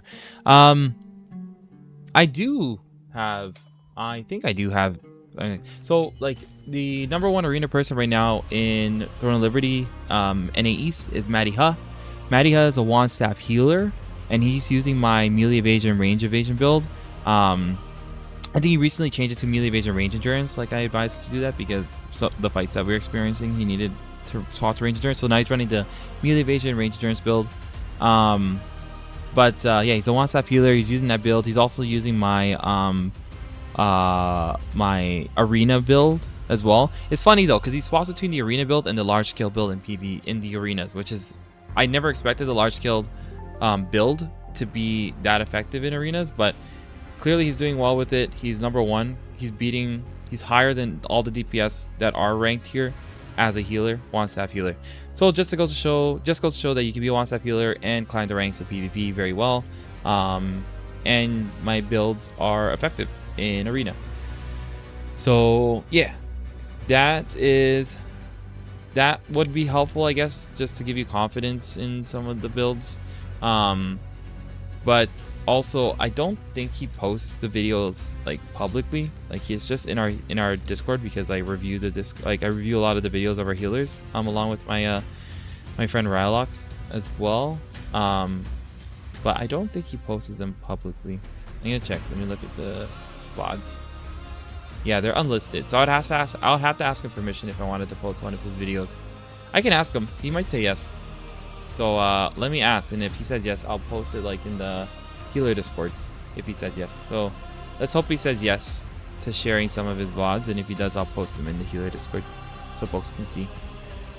I got Carnix Wall already. I plan to go Tubelix, which is better to choose.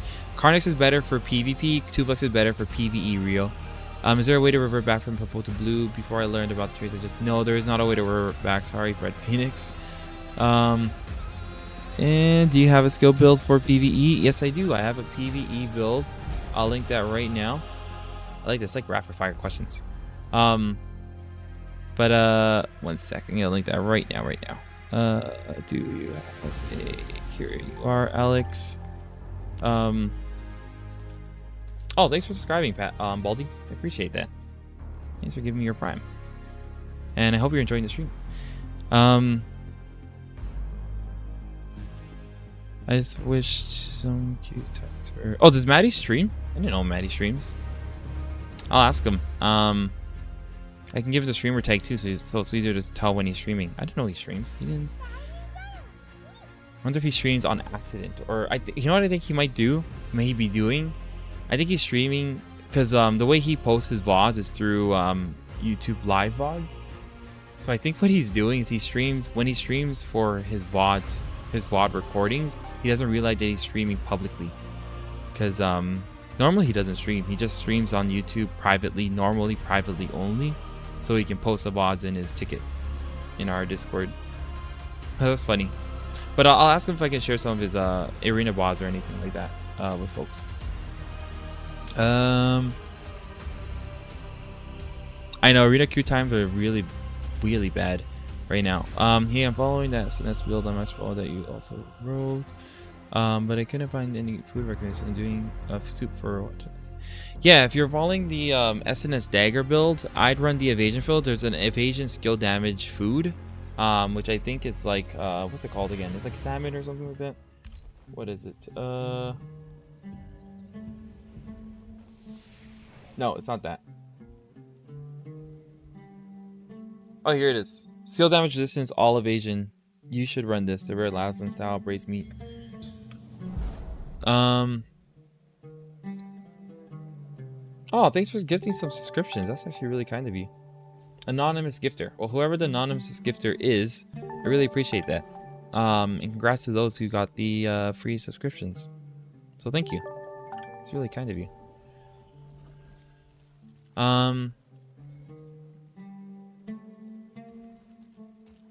Yes, you can have the healer Discord. Use this. This is the vanity link, healers TNL, and that will get you into the Discord, Prince. How's the Halloween event? The Halloween event has not started yet. I think the Halloween event should start next week, which hopefully also means we're gonna get those costumes next week. Fingers crossed. And those new weapons. I really want those weapons. They're really cool. Yeah, is SS1 PvP gear guide on Maxwell good? The SS1 PvP guide I think is good on Maxwell. I also reviewed it as well with some other healers. I think the only thing that's missing on there is the range evasion, magic evasion builds, which is essentially this, and you just replace the staff to SNS. So it's that, and you just replace the staff to SNS.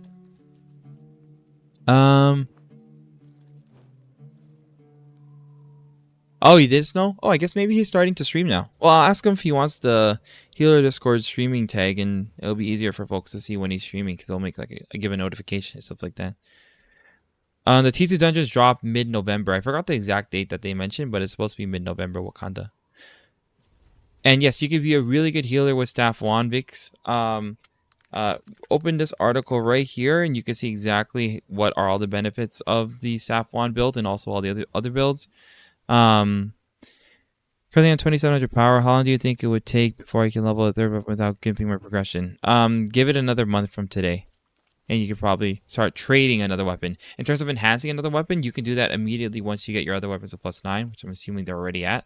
So since they're +9, you can start enhancing another weapon to +9. But it's like getting your skills leveled up for that new weapon and also the traits for that new weapon will probably take like a month. What other classes are at the top besides Wand, Staff, and Arena? It's Wand SNS is at the top in arenas. I'm just gonna mention healer surf, but Wand SNS, Wand and Wand Lombo, if it's a really good Wand Lombo player, can get up there really well. And Wand Dagger can also get up there pretty well. But yeah, Wand SNS, Wand Staff have the easier time. Can you go over why you consider Lombo Wand as moderate and Staff Wand as easy in terms of difficulty? Wait. Okay. Maybe that's the last question. Wait 1 sec. Yeah, maybe that's the last question. Then I have to go to bed. It's really late. But yeah, so the Staff Wand is more like labeled as like incoming ad. 38 seconds. I can't skip it. Can you do this 35 seconds? Okay. Wand Staff is labeled as easy, mainly because it's like a backline healer. It's very easy to set up your CC to create clumps. With your abilities, all the DPS abilities are insta-cast abilities, so stuff you don't really have to think about if you're playing like more of a hybrid role. So you take the lightning abilities and stuff like that, and then the wand healing abilities are as straightforward as they are. They're the same for every healer build, but there's nothing really too complex about Wand Staff healer. It's like a backline healer that is a caster, so you're more so just waiting to set up plays and using your DPS builds, DPS abilities optimally. To make sure that they are hitting as many folks as they can. And then Wand Lombo is moderate because Wand Lombo has a bit more key pressing involved, a lot more critical thinking that is involved, right? Knowing when to use certain healing combinations as Wand Lombo.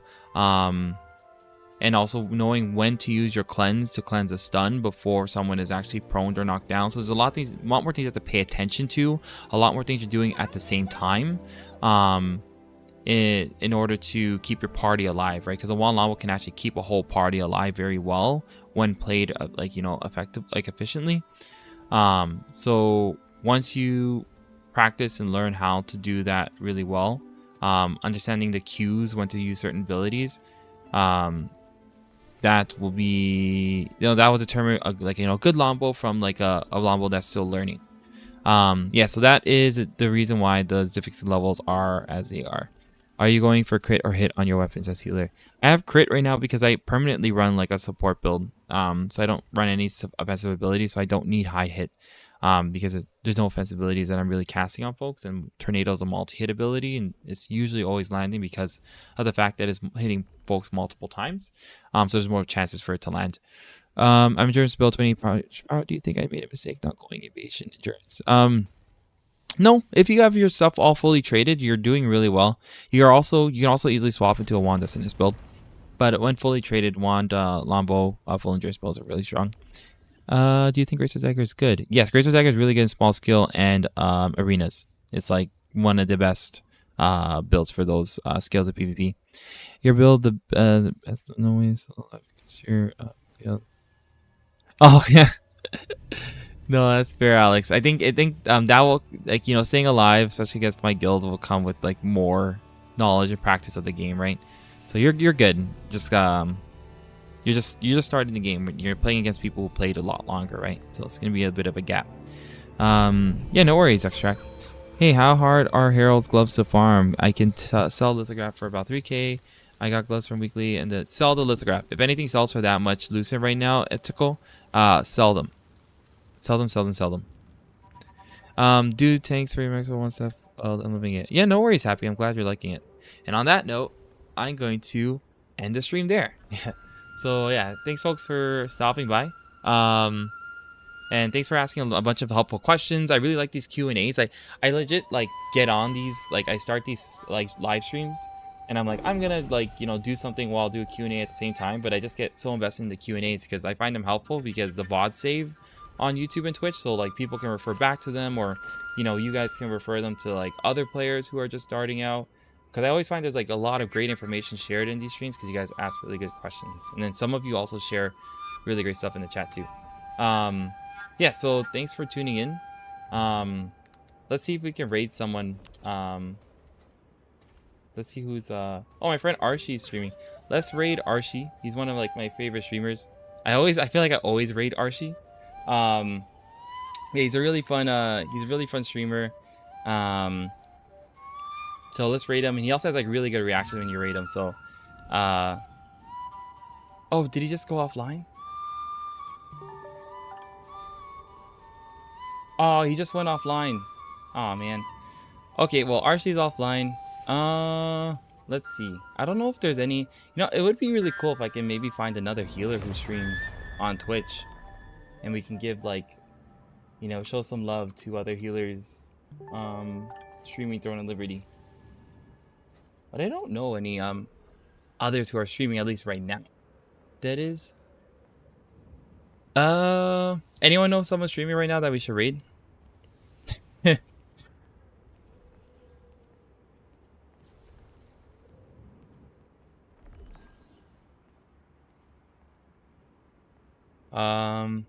Okay, let's just scroll through. Let's scroll through. I bet I can find a healer here. Let's find a healer. Let's find a healer. It would be cool if we find a healer too, because I'd love to see more. Oh, I think I found a healer. Oh, wait, let me find an English streamer as well. That would probably be helpful. That's a rerun stream, so we're not gonna raid a rerun stream. Oh, Little Fatty's online? I like Little Fatty. Little Fatty.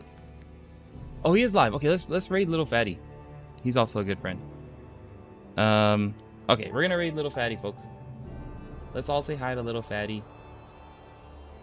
Say hi before you leave, at least, to Little Fatty. He's actually a really good streamer. He's played KR since launch as well and has done a lot of tests too. But yeah, thanks folks for stopping by, and we're gonna raid Little Fatty.